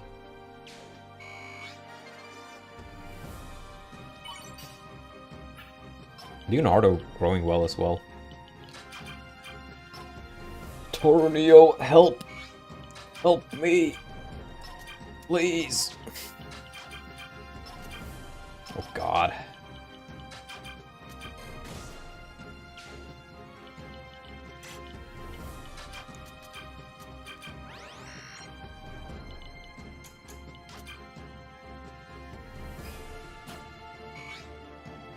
Still a long way to go for our FE Wii ROM hacking scene then. Yes, so far, can't wait for till someone figures out how to replace map models and just remakes FE1 again. If only there was somebody who really loved Arcania and was working on a Path of Radiance Arcania mode right now. If only. Sounds like it would be an awesome guy. Yeah, I'm working on that. Let's see, 2-pack. Yeah, I gotta see if I can't get those guys out of there.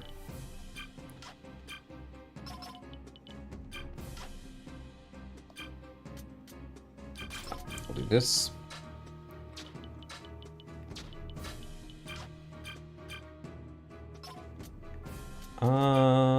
Yeah. Let me just swap his weapon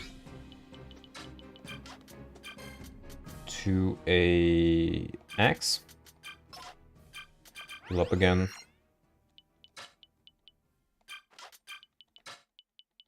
And just get closer.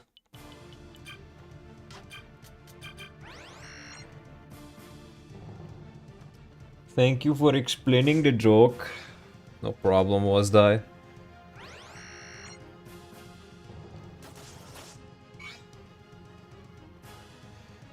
I think I prefer the 2-use range toms. They mean this guy isn't inconsequential, but he's not super strong either. You can push past him if you really want to. Treasure key. That's not nice.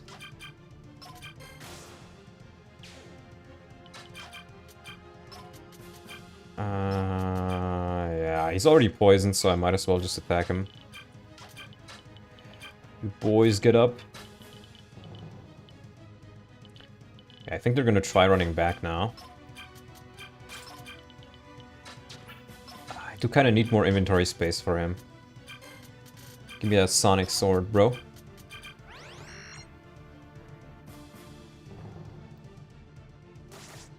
Changing the maps would require someone skilled enough with Blender or apps alike to do so.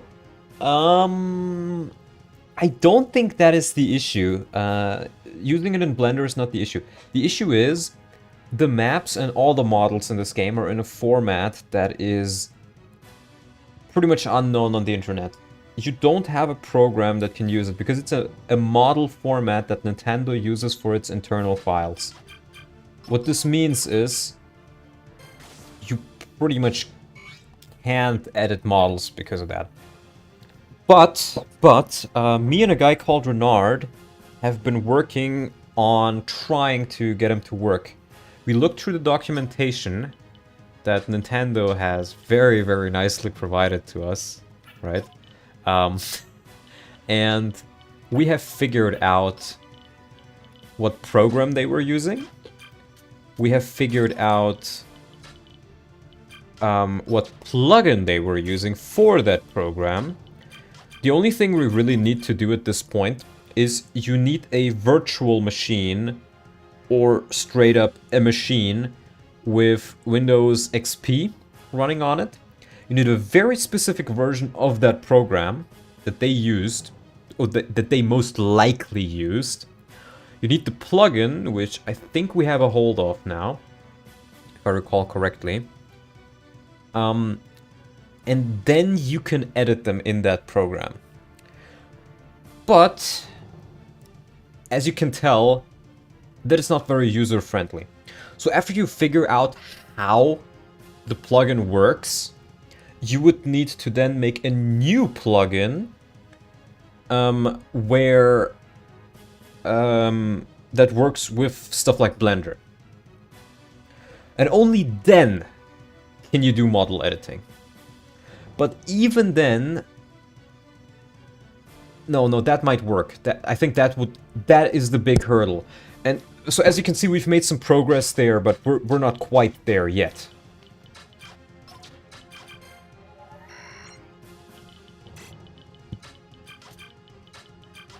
So I think we don't need all that much more till we might be able to do it.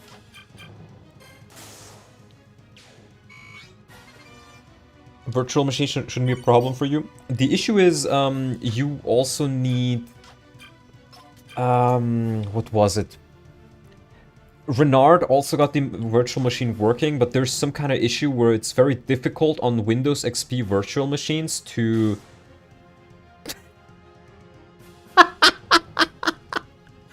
Right, you can die from poison. I thought... Wasn't poison also removed from you when you do sacrifice? Oops. Killed by poison.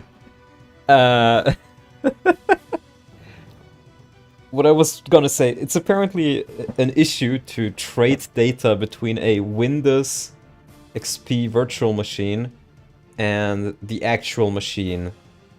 It's probably easier if you have it on an actual machine, and I do have a machine I could rework into a Windows XP machine because my dad gave me a bunch of old laptops he used back in the day, which should be strong enough to handle 3D modeling, and which should have the ability to run Windows XP on them. So I will probably boot those up, put Windows XP on them, and see if I can't make it work if I find the time. But yeah, this is Maiden. Definitely a skill issue. Yeah, I think this map can use some more work.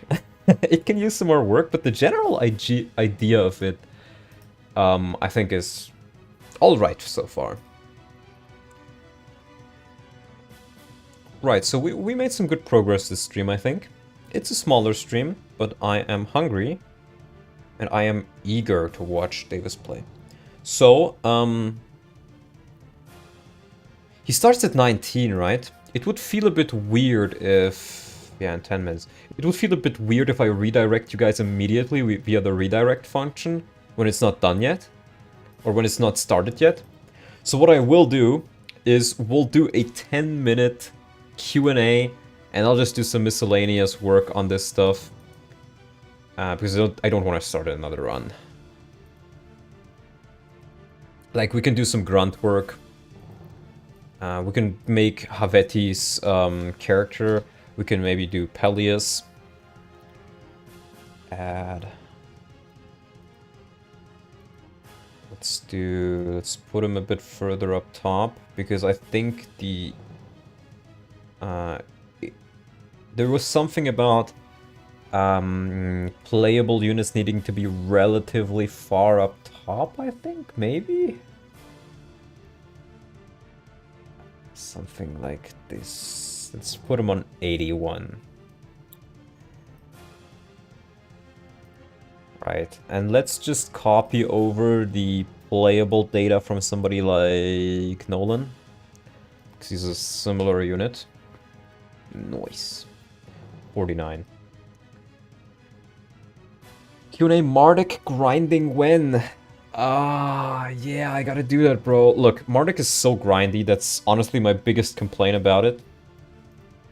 But I do have to grind it. It's something you have to do, like... I don't think it's something for a stream. It would be too boring for me to watch personally, so I don't want to do it.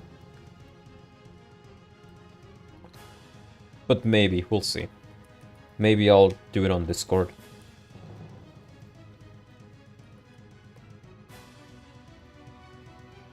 When you and your friend eventually got this to work, do you think people over FEU will accept it? I don't really care. The thing with FEU is, the moderators there don't like me. I think a good amount of them genuinely really don't like me. Because, well, I'm affiliated with Mangs, and I do not concede if they demand that I apologize to them over mildly offensive memes I've shared 3 years prior in a completely unrelated Discord server to them. So, again, they were just looking for an excuse to ban me back then, I think. So I won't be able to put this on FEU. I may just ask Mags if he can do a little section on his download archive for me, where I can post my stuff.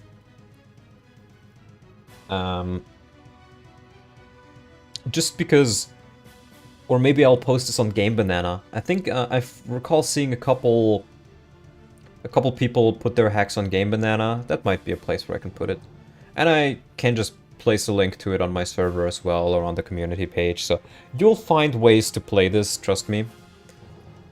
It'll just be a bit annoying, or not all in the one place. You don't share it with them, they do not deserve it. Look, no, here's the issue. The moderators on FEU, or not all of them, I don't know all of them, but I've gotten into talking with a good few. I don't like a lot of them, and a lot of them don't like me. There's a couple which I think are okay, are respectable people. But the issue is, there's a lot of normal people on FEU who are honestly just there to play games, to share their mods, to talk about their mods or hacks, and that's it, right? I mean, that's literally what I was doing on FEU. Not sure about Game Banana's moderators, though. I don't think they get involved at all. It's pretty much just a file-sharing website from what I've seen. But my point is, that's pretty much what I was doing as well, just talking about the hacks.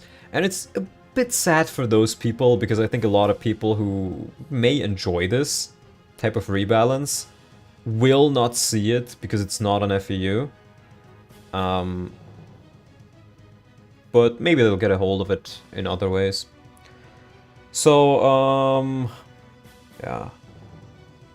What was the other question? What character is your favorite so far in this? Gameplay-wise? Let's change the music. Let's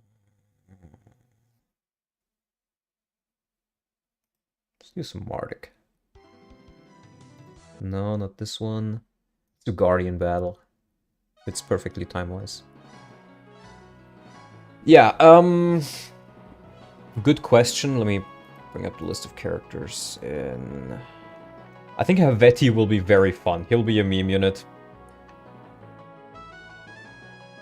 I mean, I hate FEU as much as the next guy, but I'll host my hack on it just because it's the place to do so. Yeah, I agree. It's just that I'm banned from there because they don't like me.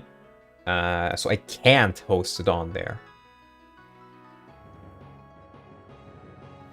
Those people should do the same approach as they do with Andron and Rebellion. Yeah, that's why I may just ask Mags if I can post it on his download station. So more people will actually see it. But I think I will only do that once it's actually done. He kind of has the policy, more or less, of not changing stuff too much.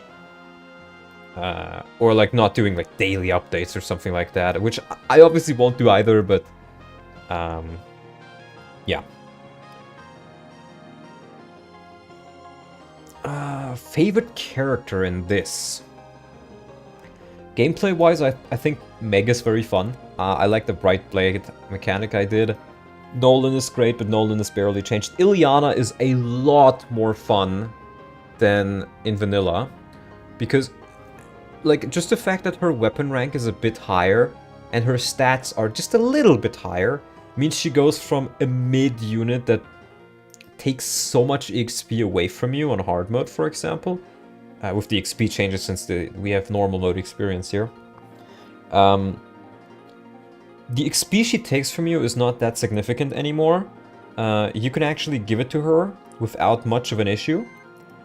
She will be able to keep up, she will be very useful on this part, and she will actually have good enough stats to be useful when she comes to the Dawn Brigade, to the Grail Mercenaries. So she's much more fun. Toro Neo I like. He's no longer just a kill-all button, who you use when you want to kill something, and then, you know, you throw him in a horde of enemies and he kills everything, and you could even solo the Part 3 Dawn Brigade chapters with him if you know what you're doing. Now he is weaker, but definitely more usable. You use him more. You can chip with him, you can still do significant damage with him. He's just a more interesting unit. Fiona, I think, is more interesting for sure. Thanks to her magical weapon. She's no longer just stand next to an enemy and hit, or stand next to a priest and hit them for 100 turns to make her usable. Same thing with Vika. You can instantly use Vika, and you keep Vika, so she will stay useful. She will be very, very useful on the Part 3 Dawn Brigade chapters, I think. Same with Fiona. She is good enough to be used directly. She is still a little bit weaker than your other units, I would say, if you've trained them a lot until then. But she has her way of catching up with her PRF. She is very tanky, more tanky than most of your units, which is the main thing that she is supposed to be. And if you want to use her, you can use her without extreme taint at this point.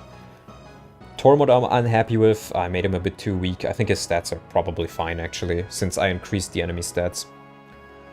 Warium is alright, I think. I like him. Vika's, again, one of the more fun ones, and I haven't really changed these three.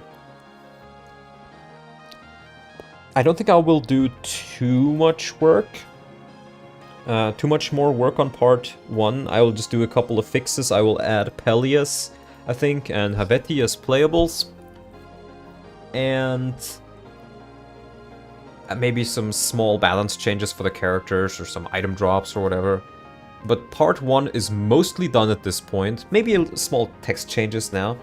Buff Tormod now. No, Davis starts in a minute. I'll do it later. And then I will work on part 2, and I think part 2 will be a lot more fun. I genuinely think part 2 is one of the most fun aspects of Radiant Dawn, believe it or not. The only thing that's not so fun is that you don't get much experience on hard mode here. But... okay, it's not quite 19. Imagine they have to grit their teeth to join X server just to get access to Puff of Radiance and Radiant Dawn's hacking tools? Well, they don't need to, they don't need to use it to get access to the hacking tools. Maybe if they want to take a look at my events or something, or how I did something, then they would have to get it.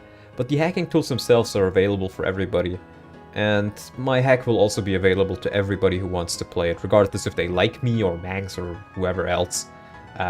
It's a game. I made it to be fun. Alright, that being said, has he started yet?